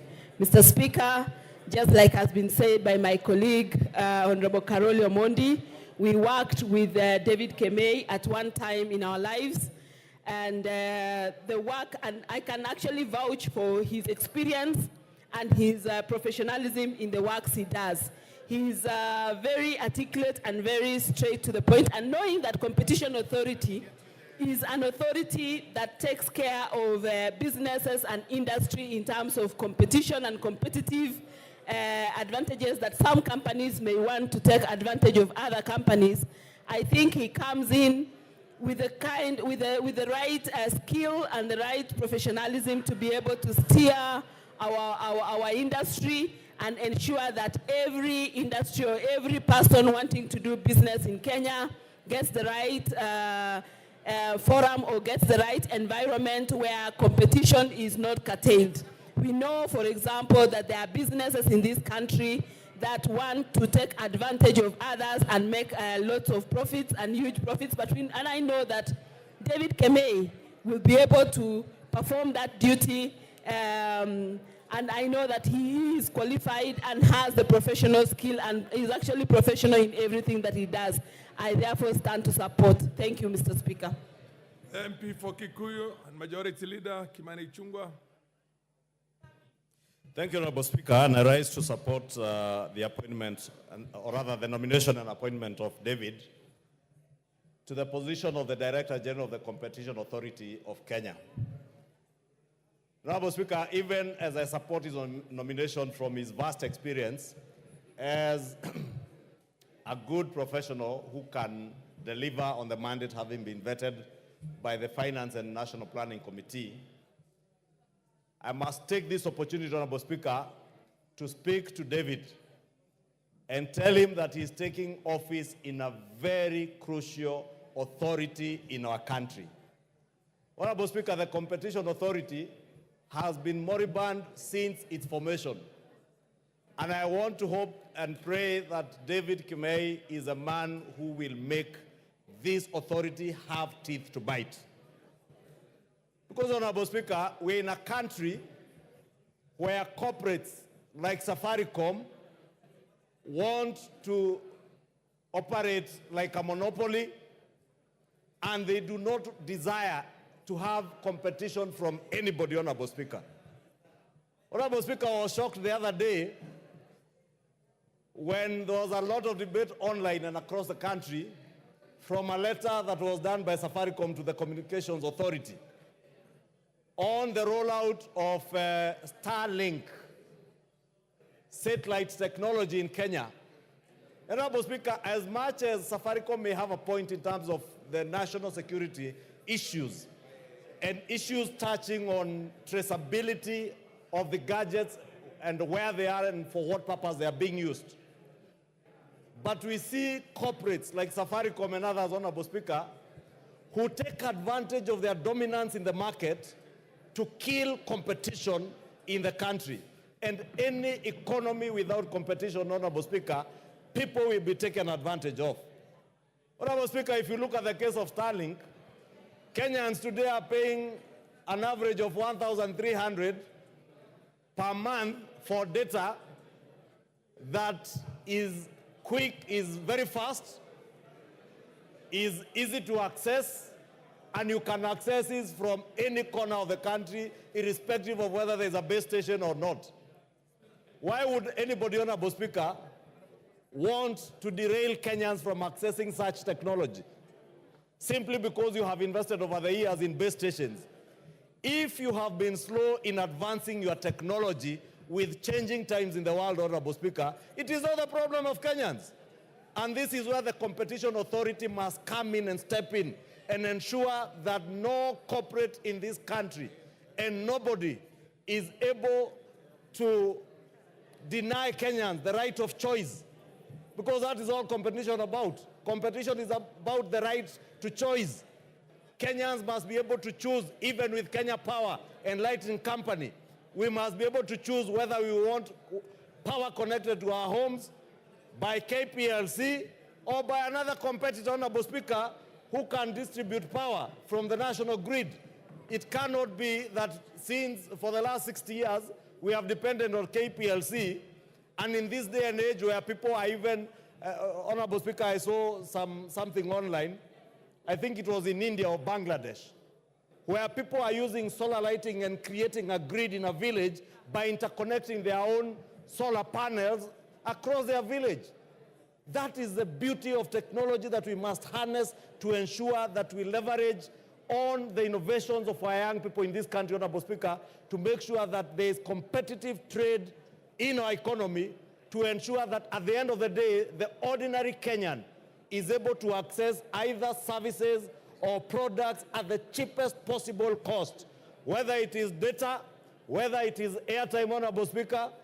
And as much as I don't like Elon Musk, Honorable Speaker, I saw him promising us that with time we'll be able to make emergency calls for free by converting our cell phones to satellite phones. This is the kind of innovation and technology we want, so that I do not have to pay 3 shillings per minute for airtime that could be free, for heaven's sake. Honorable Speaker, I support this nomination, but I want to ask Mr. David Kemei to make sure that the Competition Authority has teeth to bite and ensure Kenyans get value for their money, and the industry, all industries are competitive. With that, I support. The MP for Wajir North, the Honorable Sene. Sene, are you in the House? Because I see your name here. Mr. Speaker, thank you. I have no problem with the nominee offered the opposition as the Director General. David Kibet Kimei is qualified and competent to do the job. However, Mr. Speaker, I have serious concerns on how opportunities are being shared in this country. Mr. Speaker, ethnicity, marginalization, diversity, very important values that are so clear in our constitutions are just on paper, they are not in action. Opportunities has become the preserve of only the major tribes in this country. Mr. Speaker, I'm not a flower girl to sit in this house to always approve names for only few communities, Mr. Speaker. Kenya belongs to 47 tribes. 47 tribes. Day in, day out, we are approving names. I ask, are other Kenyans not competent? Are they not qualified? I'm reminded of the predecessor of this gentleman, David Kibet. One Dr. Adano has been acting for 21 months. 21 months in the same position. That begs many questions. There were so many irregularities in the recruitment of officers in the same office. So my concern, in as much as I approve the appointment of Kibet, Kenya doesn't belong to 2 to 3 or 4 tribes. Kenya belongs to 47 tribes. I don't know when an Ajuran, which is a tribe also in this country, a nominee from that community shall come to the floor of this house and we approve one from that community. There is the monopoly of only appointing people from few tribes. Kenya is one and our unity is manifest in the 47 communities or tribes, Mr. Speaker. In as much as I approve the nominee, I beg for regional balance. I beg for equity. I beg that all Kenyans are treated equally. I beg that Somali is not an ethnic, it's an ethnicity but not a tribe. That the Somali community is a nation of tribes. And many a times we are shrouded and we are being concealed in that name. So my concern is, let Kibet be approved. But let Kenya belong to 47 tribes, not in name but by action. I support, but I am not happy. I am not happy. I am crestfallen in the way in which public service is being just given to few clans, to few tribes, Mr. Speaker. Otherwise, I approve. Thank you. The Honorable Makilap. Makilap.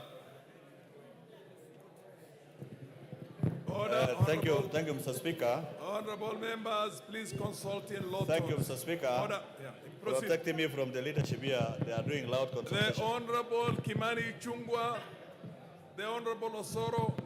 I will not mention the lady's name. She's my colleague. Thank you, Mr. Proceed. Speaker. Thank you, Mr. Speaker. First, I rise to support David Kibet Kemei for appointment to the position of Director General of Competition Authority of Kenya. So, Speaker, during the vetting process, the one David Kemei showed a lot of experience and knowledge in the area, in matters of law, in matters of competitors. He has vast knowledge in the industry. So, Speaker, just following what the Leader of Majority has said, David Kemei has a job to be done in Kenya. One, Mr. Speaker, is to ask David Kemei, if he gets approval of this House, to sort out competition in the power sector, as the Leader of Majority has said, so that Kenya Power does not enjoy monopoly of power in this country, Mr. Speaker. Secondly, Mr. Speaker, in Safaricom, M-Pesa, competition between M-Pesa and commercial banks and microfinances, Mr. Speaker, an industry that is not regulated by law, Mr. Speaker, that needs to be sorted out. That is a job waiting for one David Kemei.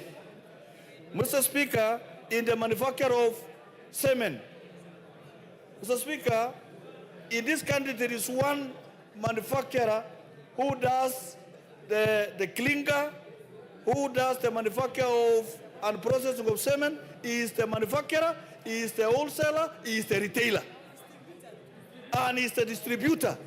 Mr. Speaker, how do you expect the small business people to compete? Mr. Speaker, that is an area that requires to be sorted out. Similarly to steel manufacturer. It's the one manufacturing steel, he does the distribution, he does the retail, Mr. Speaker, and he does the mining of pellets, among other things, Mr. Speaker. How do you expect a small hustler who has opened their shop in Baringo North, for example, Mr. Speaker, to compete with that kind of manufacturer? So, Mr. Speaker, this is an industry that requires a man of caliber of David Kibet to be able to sort out the things that are affecting that particular industry, Mr. Speaker, including taxes, Mr. Speaker. A situation where tax regime. Honorable members, order. I can understand. Order. Just a second. I can understand there's a lot of excitement today in the House. But please, do consult in law tones. Allow the Honorable Makilap to be heard. Proceed, Makilap. Thank you, Mr. Speaker. What is it in competition, Mr. Speaker? Competition must be able to create a fair playground for all business people in Kenya. This is the man that will be able to put in order monopolies in business. Look at the milk industry, Mr. Speaker. The milk industry, the milk production and the value chain in the milk industry is skewed towards one competitor who works very hard to kill the other industries, including ACC. Mr. Speaker, this milk production and its value chain, together with the competitors of those who process and package milk, requires order so that the business people on the ground, the people who produce milk and keep cows, will be able to have value for money for their milk, Mr. Speaker. Mr. Speaker, there is a lot that needs to be regulated in this country so that there is fair competition, so that the people who want to build the economy, the young economies, will be able to build in the internet sector, Mr. Speaker, and the digital economy. Mr. Speaker, there is need to have order in that area, Mr. Speaker, so that everyone has a play and has a space to play in growing the economy of Kenya. Mr. Speaker, I support one David Kibet for the appointment for Director General of Competition Authority of Kenya, Mr. Speaker. The MP for Jomvu, Badibadi. Mheshimiwa Badibadi. Yes. Asante sana Mheshimiwa Speaker. kwa kunipatia fursa hii leo ili na mimi kuungana pamoja na wenzangu kuchangia katika mada hii.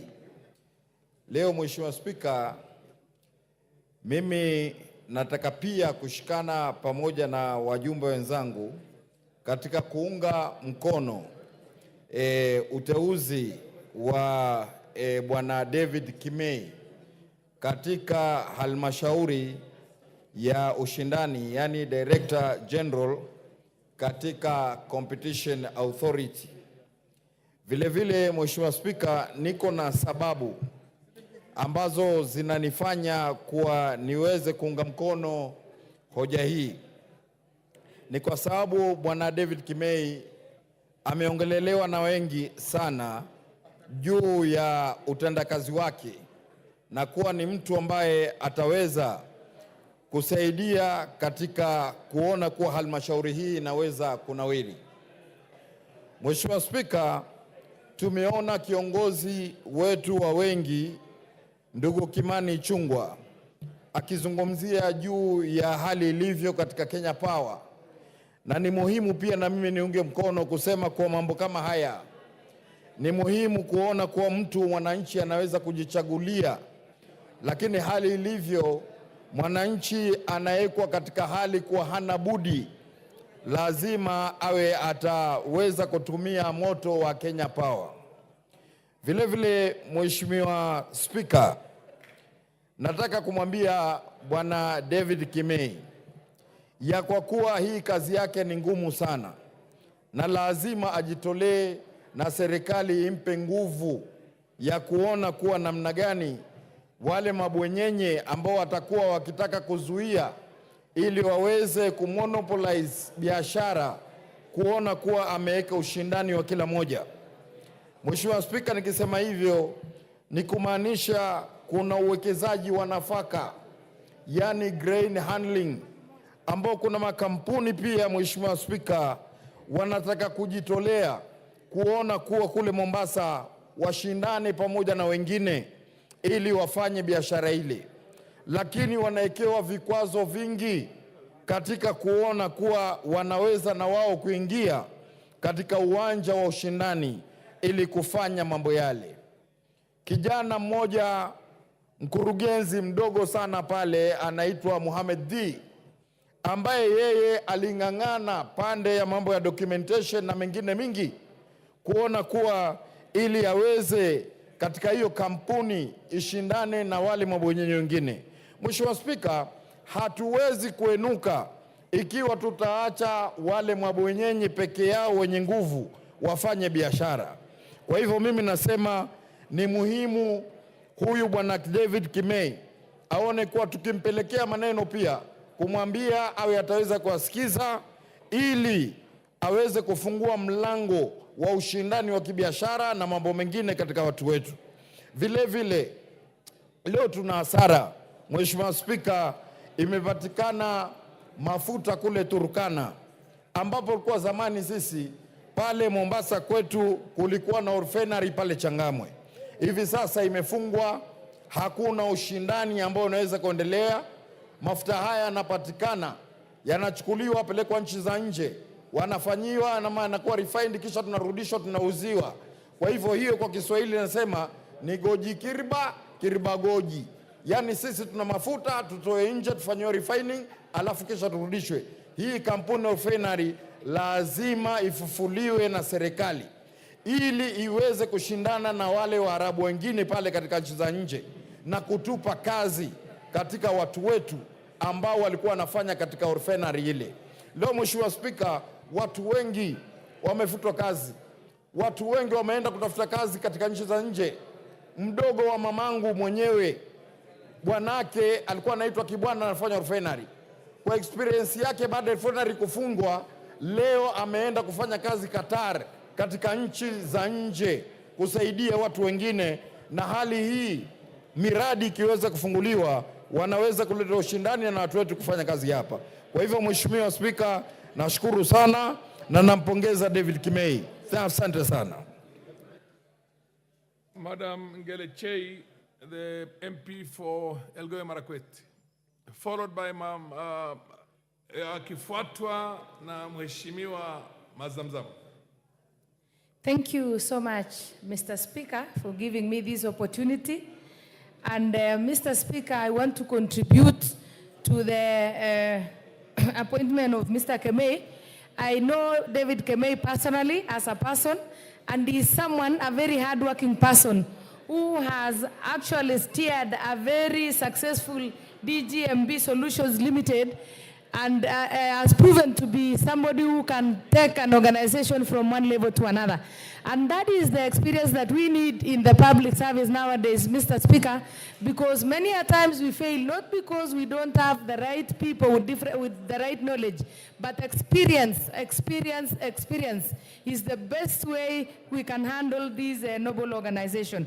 Last, Mr. Speaker, Kemei is also somebody who is known to be very transparent, very honest. This is somebody you can depend upon, and this is somebody who is, you can guarantee that can discharge his duties without fear and favor. I therefore support the committee, Mr. Speaker, on the issue of David Kemei. Thank you, Mr. Speaker. Mheshimiwa Zamzam. Asante sana Mheshimiwa Spika.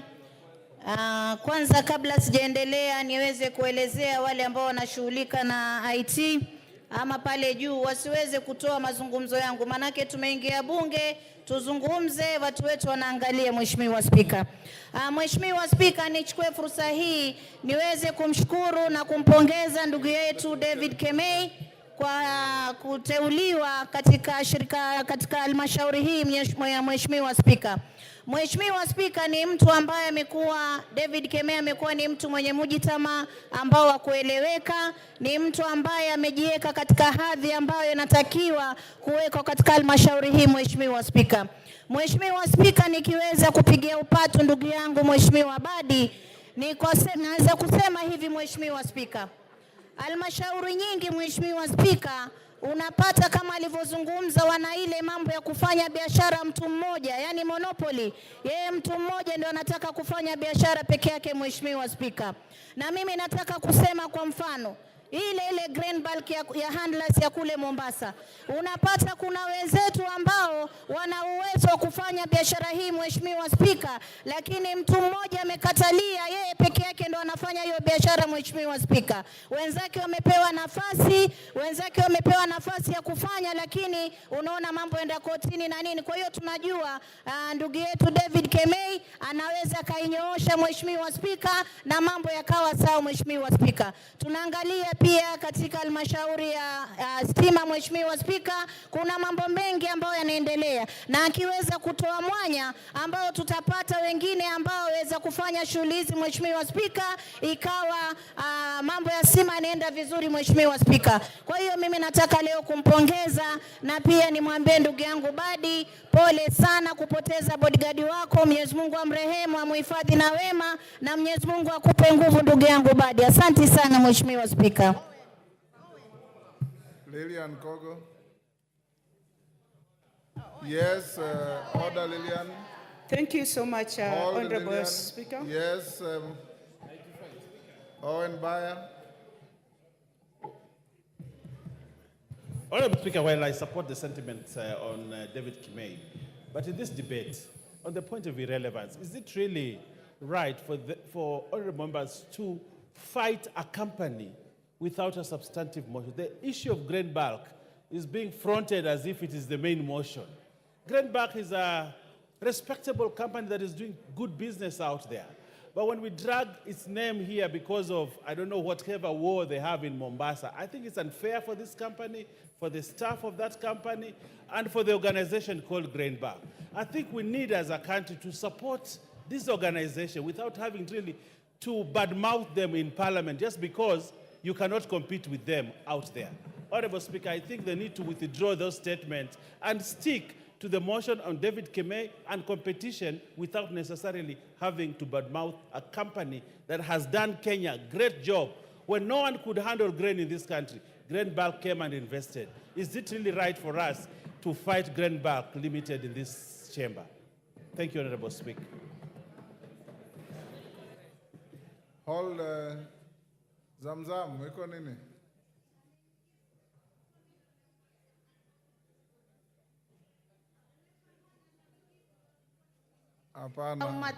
Asante Mheshimiwa Spika. Nataka nimwelezee Mheshimiwa Owen Baya. Jua kuweka matusi kando na maneno kando. Nimesema anafanya kazi nzuri, lakini atoe mwanya wa wenzake pia kuweza kufanya biashara ile ile. Siwe ni mtu mmoja. Kwa hiyo hatujamtukana, hatujamtusi, usiweke fitna. Hii ni bunge ambayo tunataka mgao katika serikali ama mgao katika taifa uelekee kwa Wakenya wote, Mheshimiwa Spika. Kwa hiyo Mheshimiwa Baya, mimi ni mpwani, wewe ni mpwani, na unajua bandari ni yetu sisi sote. Lazima tuweke Wakenya wote waweze kupata matunda ndani ya bandari. Asante sana Mheshimiwa Spika. Lilian Kogo.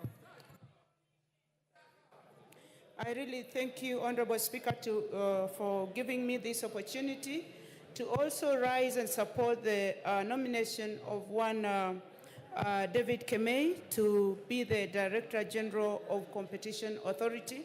And I want to congratulate him. He's well known in his astuteness in the work that he does. And Honorable Speaker, the point I wanted to add on to what my colleagues have already said is that the appointment of Honorable Kemei comes at a point when, as Kenyans, we are entangled in a system where we have the national debate on inclusivity. We have the agenda of everybody and all of us being included. I appreciate his qualifications. I appreciate his experience, but he's coming at a time, Honorable Speaker, when the national dialogue and the national agenda is on inclusivity. So I want to appreciate the work that the committee has done, but I still also want to implore Kenyans. I want to implore Kenyans and tell them and tell us that it is important that when distributing the national cake, that Honorable Speaker, that we include all regions, Honorable Speaker. At the time that Kenya stands, most Kenyans have been exposed to education, Honorable Speaker. At the place where we find Kenya, Honorable Speaker, most Kenyans are experienced, Honorable Speaker. At the point where I stand, Honorable Speaker, most Kenyans have the capacity to do a good job. So I would implore, Honorable Speaker, that as we appoint noble Kenyans in the various capacities, so for them to serve this country, I pray that we follow the desire of the Constitution of the Republic of Kenya. We follow the law of the land. We follow the ultimate Bible of the law of Kenya, that we include all Kenyans, Honorable Speaker. I have nothing personal against David. I have nothing, he's not known to me in person, but my dear friend, Honorable Member for Aldai, indicates that she knows him in person. And I hold her in very high regard. And for that particular reason, I'm going to give the DG marks. This is what I'm saying, Honorable Speaker, that as much as we want to do this, we need to now start getting it right. That even the motion that is still, that is pending before this House, that you are here to give your direction and wisdom. I know, Honorable Speaker, that people will still question why it is only one particular community, Honorable Speaker, that would qualify for certain jobs. I have nothing personal against my dear brother, but I pray, Honorable Speaker, that we give each other equal opportunity, we balance all the state corporations, and as he goes to work, do the work, implement the Act of Competition Authority. I pray that he does it with the diligence and the decorum that is expected of him. A time has come that he has to go and just clip certain companies in this country. Honorable Speaker, you would find a certain company, you buy data with them. When you buy data of 1,000, by morning that data is finished. You buy data of 3,000, by morning that that same data is finished. Even if you are not using your phone, your data just disappears. So I'm wishing my brother well, and I pray that he serves Kenyans with the diligence and the respect that Kenyans deserve. I thank you, Honorable Speaker. Yes, member for... Yes, Mr. Speaker, thank you very much. I'm standing on order 95. I feel that this matter has been extensively deliberated upon, and Mr. Speaker, I'm requesting you to call the mover to reply. Thank you, Mr. Speaker. Is that the mood of the House? I'll put the question, which is that the mover be called upon to reply. As many of that opinion say aye. Will those of the contrary opinion say nay? The ayes have it. Mover. Honorable Speaker, I want to thank this Honorable House for the great robust debate that you've had on this candidate, Honorable Speaker. And because I'm sure that the candidate is listening, and if this House approves his candidature for the Director General of the Competition Authority of Kenya, I hope he's going to take into consideration the concerns of this House, which is ensuring there is a robust competition in this republic, which is to ensure that we stop these monopolies in this country, Honorable Speaker, because monopolies have been shown by research to cause many problems, whether it is substandard products in the market, whether it is price manipulation, Honorable Speaker, whether it is hindering the growth of small and medium-term enterprises, Honorable Speaker, whether it is the abuse of the market, whether it is prevention of economic efficiency, Honorable Speaker, or even preventing concentration of economic power to a few people, Honorable Speaker, or a few institutions, Honorable Speaker. So we hope that the DG designate will stamp his authority and ensure that there is compliance to competition, that every Kenyan, every business is given a right and time and the required support by this administration to make sure that they can avail their products in the market. Because that way, we ensure Kenyans have access to fair, competitively priced products, good quality, prevent dominance, and give a chance to everyone to shine in whichever industry that, Honorable Speaker, they seek to thrive in, Honorable Speaker. I don't know whether, Honorable Speaker, I'm allowed to donate part of the remaining minutes to CPA Ruto, a member of the committee. No minutes remaining. Thank you, Honorable Speaker. In the future, if you want to donate any minute, you do so before you reply. Well, get it, Honorable Speaker. The moment you reply is closure. Well, get it, Honorable Speaker. And with that, I beg to reply. Thank you, Honorable Kimani. Honorable members, I'll now put the question, which is that taking into consideration the findings of the Joint Committee of the National Assembly Departmental Committee on Finance and National Planning and the Senate Standing Committee on Finance and Budget in its report on the vetting of a nominee for appointment as the Director General of the Competition Authority, laid on the table of the House on Thursday, 26 September 2024, and pursuant to Section 12(1) of the Competition Act, Cap 504, and Section 3 and 8 of the Public Appointments Parliamentary Approval Act 2011, this House approves the appointment of Mr. David Kibet Kemei as the Director General of the Competition Authority. As members of that opinion say aye. Will those of the counter opinion say nay? The ayes have it.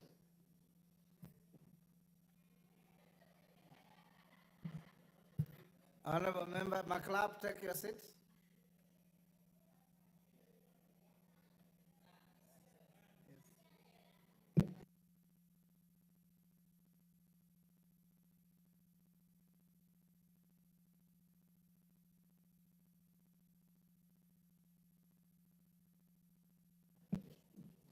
Honorable members, Carole, take your seat. Member for Webuye, take your seat.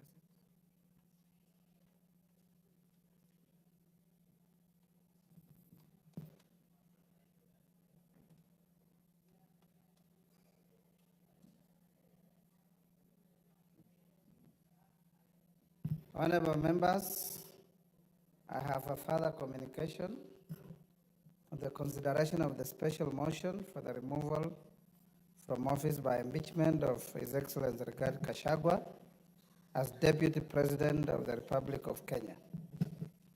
Honourable members, you recall that earlier this afternoon at the commencement of this sitting, I notified the House of receipt of a notice of special motion by the member for Kibwezi West constituency, the Honourable Ekomas Mwengi Mutuse, OGW MP, seeking the removal from office by impeachment of His Excellency Rigathi Gachagua, EGH, as the Deputy President of the Republic of Kenya. You may further recall that after the notice of the special motion was given by the member, several members rose in their places and raised a number of procedural concerns for my guidance. The members who spoke include the leader of the majority party, Honorable Kimani Ichung'wah, the leader of the minority party, the Honorable Junet Mohammed, the majority whip, the Honorable Silvanus Osoro, the Honorable Farah Maalim, Honorable Geoffrey Ruku, and Honorable Major Bashir Abdullahi.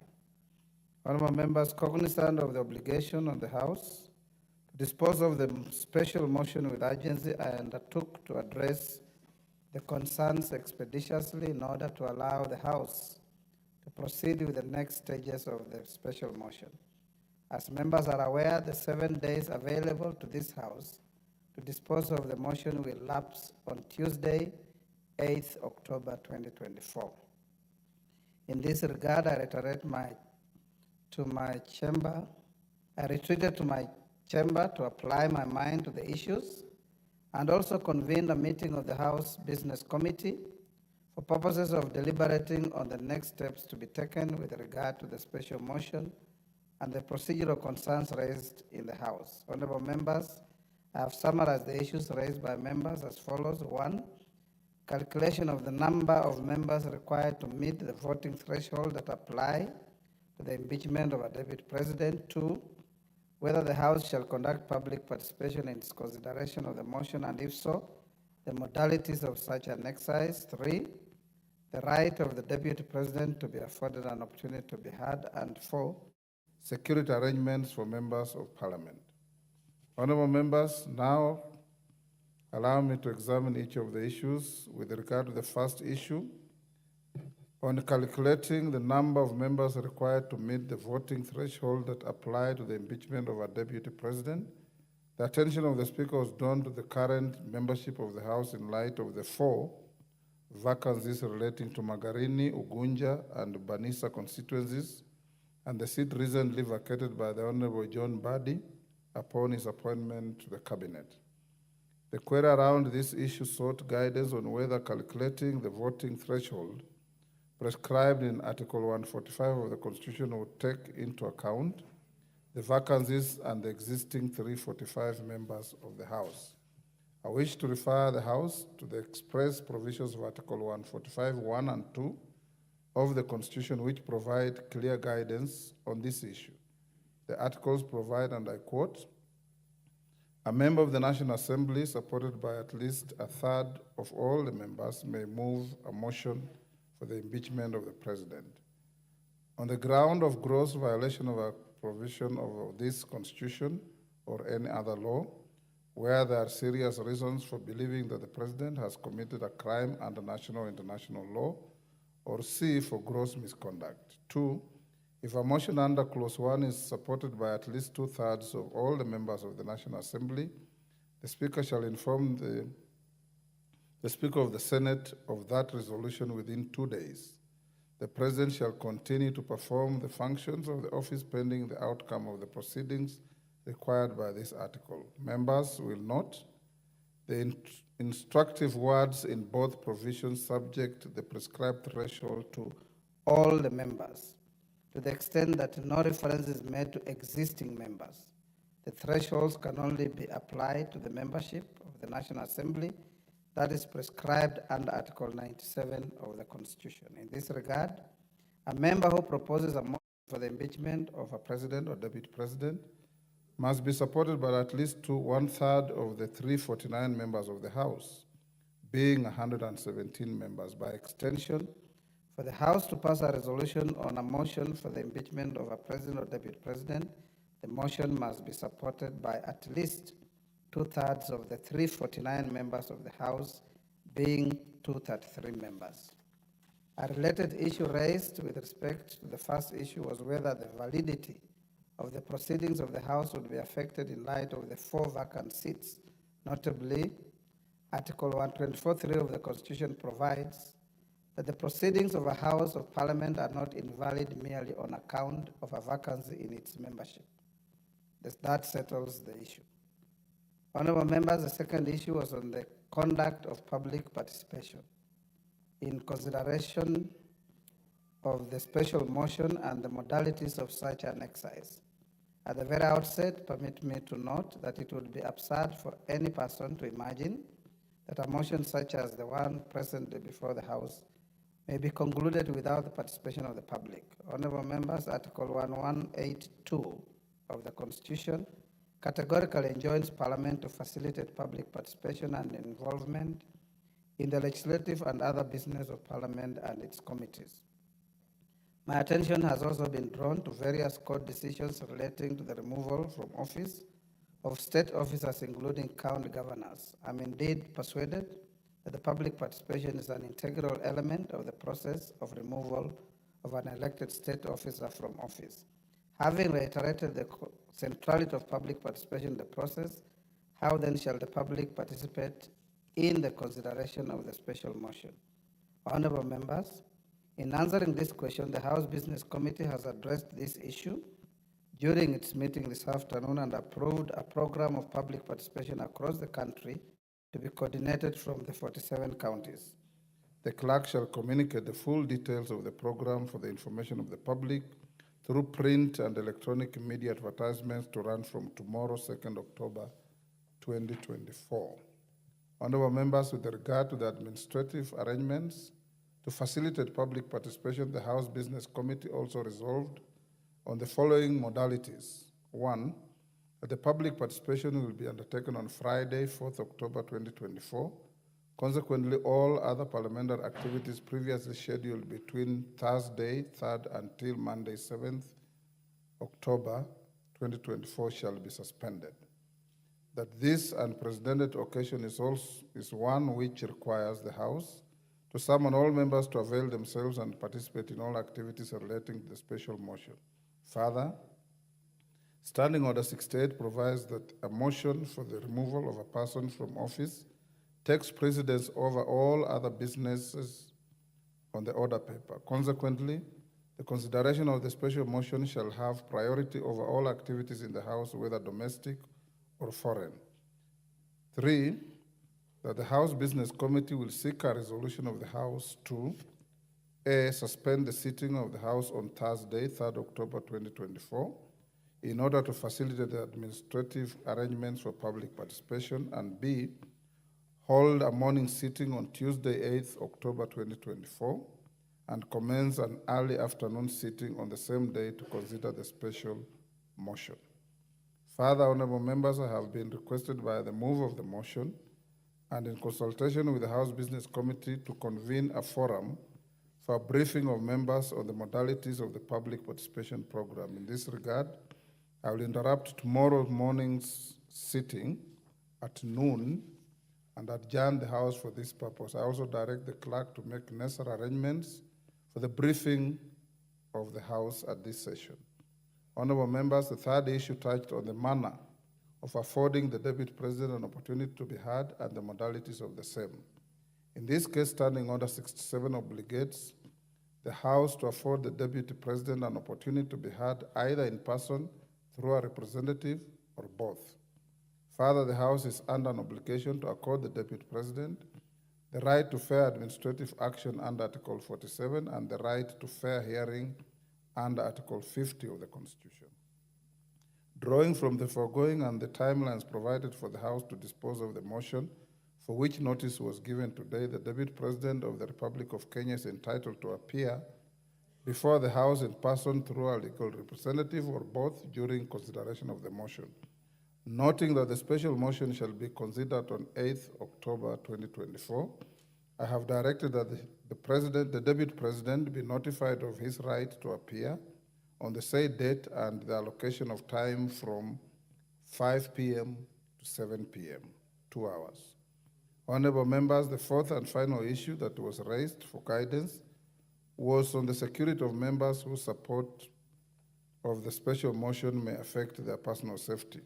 The security and safety of members is a paramount priority for the Parliamentary Service Commission, which is charged with providing services and facilities to ensure the efficient and effective functioning of Parliament. As chairman of the Parliamentary Service Commission, I assure all members that apart from existing arrangements made for their security and safety, additional arrangements shall be considered if the need arises in consultation with the National Police Service. Honorable members, as I conclude, I urge each one of us and the public to truly grasp the magnitude of the unprecedented journey the House is about to undertake. In promulgating the Constitution, Kenyans bestowed upon themselves and generations yet to come a document that reshaped the very soul of our nation.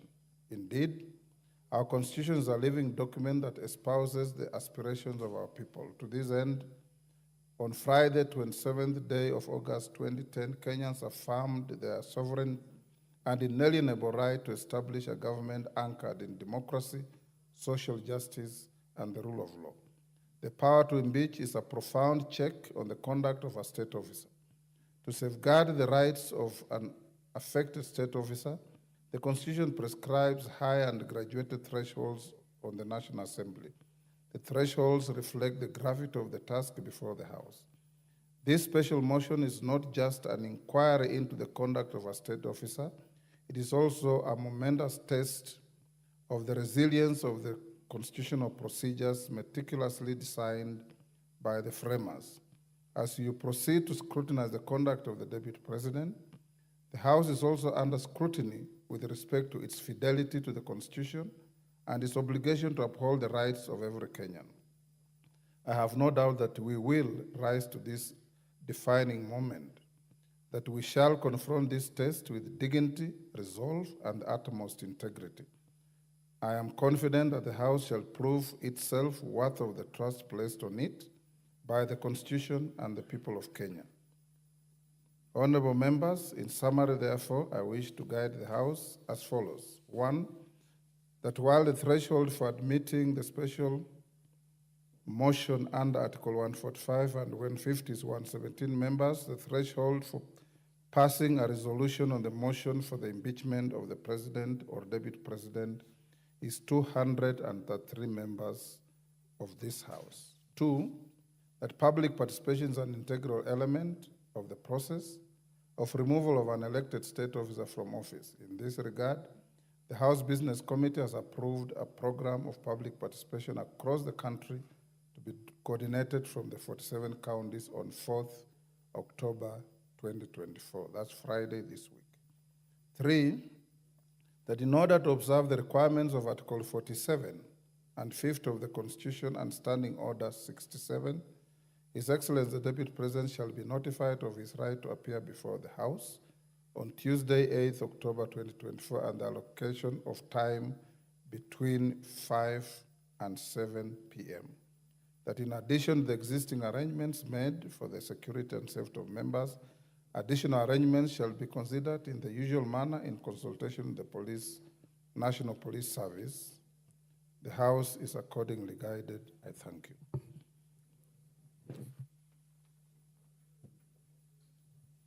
Who is that? Kamket.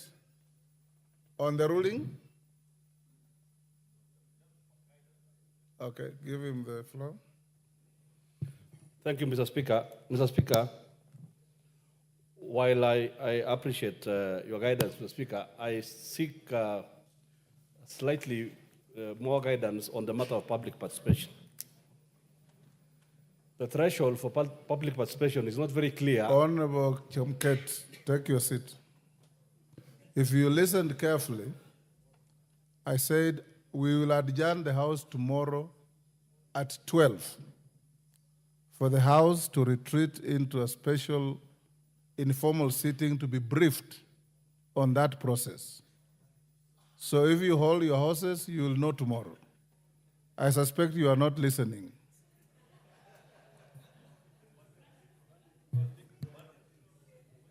He was? Yes, Kamket. Your colleague here says you are thinking about banditry. Far from it, Mr. Speaker. Yes. It's a genuine concern, Mr. Speaker, but I'm happy by that guidance, except that the Constitution and the standing orders, there is no clear threshold on that matter of public participation. So I'll stand guided by Lawyers that will ruling. tell you that the threshold is defined by what a reasonable man, and I believe a reasonable woman too, will see as reasonable. Very well. Yes, Oundo. Thank you, Honorable Speaker. I just wish further clarification on the issue of listening to the His Excellency the Deputy President and what follows thereafter, considering that the motion must be dispensed of on the same particular day. There is a reasonable expectation that after being heard, whoever is hearing you is given adequate time to review what you have said and incorporate the same in the decision. And I do believe, Honorable Speaker, a House sitting as it is equivalent to a court of law or high court, and very rarely do they make immediate decision or make an immediate judgment before they review and analyze all the evidence presented. I do hope you will apply yourself and guide us adequately so that whatever decision we make at the end of the proceeding or the sitting is not invalidated on account of unfair treatment of the accused, so to speak. Thank you, Honorable Speaker. Yes, Mama Zamzam. Mheshimiwa Spika, nilikuwa na swali, mbona aje saa 11 mpaka saa 2? Naona muda utakuwa umekwenda sana na tutakuwa na wasiwasi. Wajua Mheshimiwa Spika, giza ina siri zake. Kwa hiyo sijui mbona asije mapema Mheshimiwa Spika, tulimalize kwa mwangaza. Asante sana. To Honorable Oundo, if you read the Constitution very carefully, you will see that this is the house where charges are framed. The trial chamber is the Senate. This chamber could easily vote on the motion after the mover and the seconder, if there's nobody debating it, and forward all the material to the Senate for trial. To the extent that we will debate the matter, and with abundance of caution, we have invited the subject of the motion, if he wishes, to come before the House and say whatever he may wish to say to the issues that he will have been confronted with. We are not obliged to bisect or dissect or respond to what he says. You are obliged to vote and then forward the materials to the Senate for trial. That notwithstanding, having given him 5 to 7 to speak, the House should be informed that should there be interest to continue with the debate thereafter, we are going to move a procedural motion for the House to sit on Tuesday 8th from 9 a.m. to midnight. So you'll still have time to deal with any issue. Mama Zamzam, mimi huwa nasikia ati shetani anapenda usiku, lakini huyo shetani haishi hapa bungeni.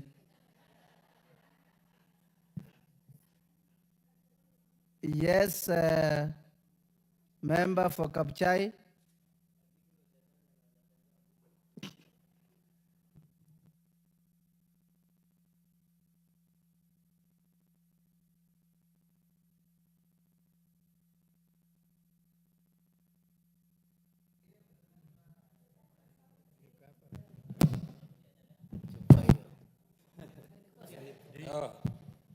Thank you very much, Honorable Speaker, for giving this very humble time, actually. Mine, Mr. Speaker, is a true comment. Your judgment is purely Solomonic. You have made a decision that will never be challenged anywhere. We don't want to make something that tomorrow we shall come down to be challenged. So all that is the procedure going through to get the fee, the last end. Even the Speaker, you have offered him to be heard. That, Mr. Speaker, will give this House all the rights and safety. The only thing, Mr. Speaker, that I would wish to have something to question myself is Kenya is somehow volatile in different regions. Maybe to some regions, security might be required for public participation. That is the only concern. But I know as we retreat tomorrow to discuss and dialogue, those are a few things we shall go. Otherwise, Mr. Speaker, thank you for that Solomonic wisdom. Thank you very much. Who is that? Honorable Tim Kipchumba, Wakili. Yes, Timothy? Give him the mic.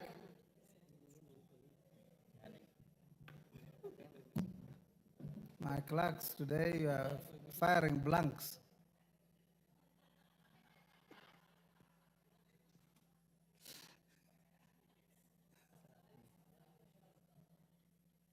Give Timothy Kipchumba the mic. There's one next to you now, Tim. This one is too short. Yes.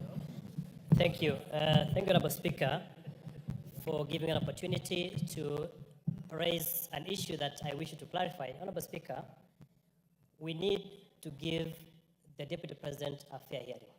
Honorable Speaker, it is on record. As you said, Honorable Speaker, you are a neutral arbiter in this matter. This chamber sits as a trial chamber and is similar to the High Court, pursuant to Article 125. This is not a trial chamber of the Constitution. Tim, Honorable the trial Speaker, chamber is the Senate. irrespective of that, as we sit, Honorable Speaker, you are a neutral arbiter in this House. Honorable Speaker, it is on record that you have made a pronunciation or you have known to have taken sides on this matter. Honorable Speaker, as a neutral arbiter, you have expressed yourself on this subject matter together with the Deputy Speaker. Honorable Speaker, so that the Deputy President is given a fair hearing, would it be in order for you and the Deputy Speaker to recuse yourself of this matter? We have a panel of speakers in this House so that the Deputy President can be given a fair hearing before the floor of this House. Timothy Kipchumba. To begin with, the Speaker here has taken no position. And I want to assure you that on Sunday, the Speaker was invited by the women rep for Machakos to attend a church service. And the priest called Father Vincent based his homily on the book of Mark, chapter 9, verse 38 onwards. And the book says that if there are wicked people in society, tie a huge stone around their neck and toss them into the sea. It is not me who said it, it's the book. The book also says, if your right hand makes you to stumble, chop it off. If your left leg makes you to stumble, chop it off. If your left eye makes you to stumble, gouge it out. And all the Speaker said was that the homily was apt and our society should live that way. I am not conflicted in any way. I have no vote in this matter. I have no dog in this fight. And I can assure you the proceedings will proceed in accordance with fairness, the law, the Constitution, and the rules of natural justice. Yes, Ichungwa. Honorable Speaker, maybe just for information to Honorable Kalasinga, the chair of our security committee, the Honorable Tongoyo, has already convened a meeting between the House leadership, Honorable Speaker, and the security agencies tomorrow morning at 10 a.m. And allow me, Honorable Speaker, to take this opportunity to invite the leadership of the minority, the entire leadership, and that of the majority party. And of course, Honorable Speaker, you will be chairing that meeting, and the chair and the vice chair of the security committee in a meeting with the Inspector General of Police and those other security agencies on the issue that was raised by the member for Kabuchai, because it's a critical issue, Honorable Speaker, as we get into this. Lastly, Honorable Speaker, you've spoken about the book of Acts. Honorable Speaker, I listened to you on Sunday, the book of Mark. And I listened to you on Sunday, Honorable Speaker, and maybe it's something the Honorable Kipchumba should also have listened to, the other bit of what you said on Sunday. That's knocking your head against a wall is not bravado. It is sheer stupidity. Honorable Speaker, I saw the media take that out of context. Just like, Honorable Speaker, a few Sundays ago, Bishop Njiriri of Stewart's Church read from the book of Acts 28 that speaks about the viper that was on Paul's hand. And when I also spoke about that viper and how you should shake it off so that you allow your hand to do that which the Lord has purposed to that hand to do. Honorable Speaker, I saw people saying that there are people who had been called snakes. In fact, I have seen some people claiming that they are the snake without anybody calling them a snake. Bishop Njiriri did not write the Bible. The father you have spoken about in Machakos County never wrote the Bible. We are just good Christians who love peace and who love this country. Therefore, let me just finish by telling Honorable Kipchumba, there is no bravado in hitting your head against a wall. It is sheer stupidity, as quoted by the Honorable Speaker Moses Wetangula Esquire. Yes, Caroli, the last one. Those who want clarifications, we have a full hour tomorrow from 2 hours, in fact, from 12 to 2. We'll give you time. Yes, Honorable Speaker, I just want to give some comfort to Honorable Kipchumba that if you look at our Constitution, the process that we are undertaking here is equivalent to what in America is called trial by jury. Grand jury, not trial by jury, grand jury. And you're absolutely right. Your role is fairly limited. Yes. I do not foresee any occasion where you could show bias or influence us. I think it is a situation where probably somebody misunderstood what happened at the church service, yes. But the real trial by jury will be in the Senate. Absolutely. That is where the real trial will be. Here, we are like you are being indicted by a grand jury. Yes. We frame the issues, we leave it there, then the trial takes place elsewhere. I have full faith of your neutrality, at least on this matter. Thank you, Honorable Speaker. Thank you. Next order. Clerk. Order number 11, the Ethics and Anti-Corruption Commission Amendments Bill, National Assembly Bill number 11 of 2024, second reading. Who is moving this? Sir George? Go ahead. Thank you. Thank you very much, Mr. Speaker. Mr. Speaker, allow me to move that the Ethics and Anti-Corruption Commission Amendment Bill, number 11 of 2024, be read a second time.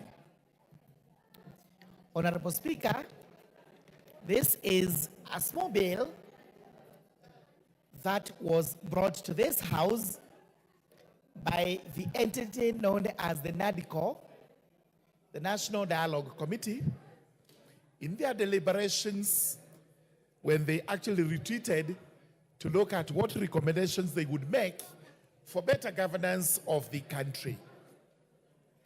Honorable Speaker, when the bill was brought in draft form, we were informed by NADCO that we would actually not alter the bill, not even a comma, and therefore, ours was to ensure that the bill is published, there is public participation, and it is brought here for a second reading.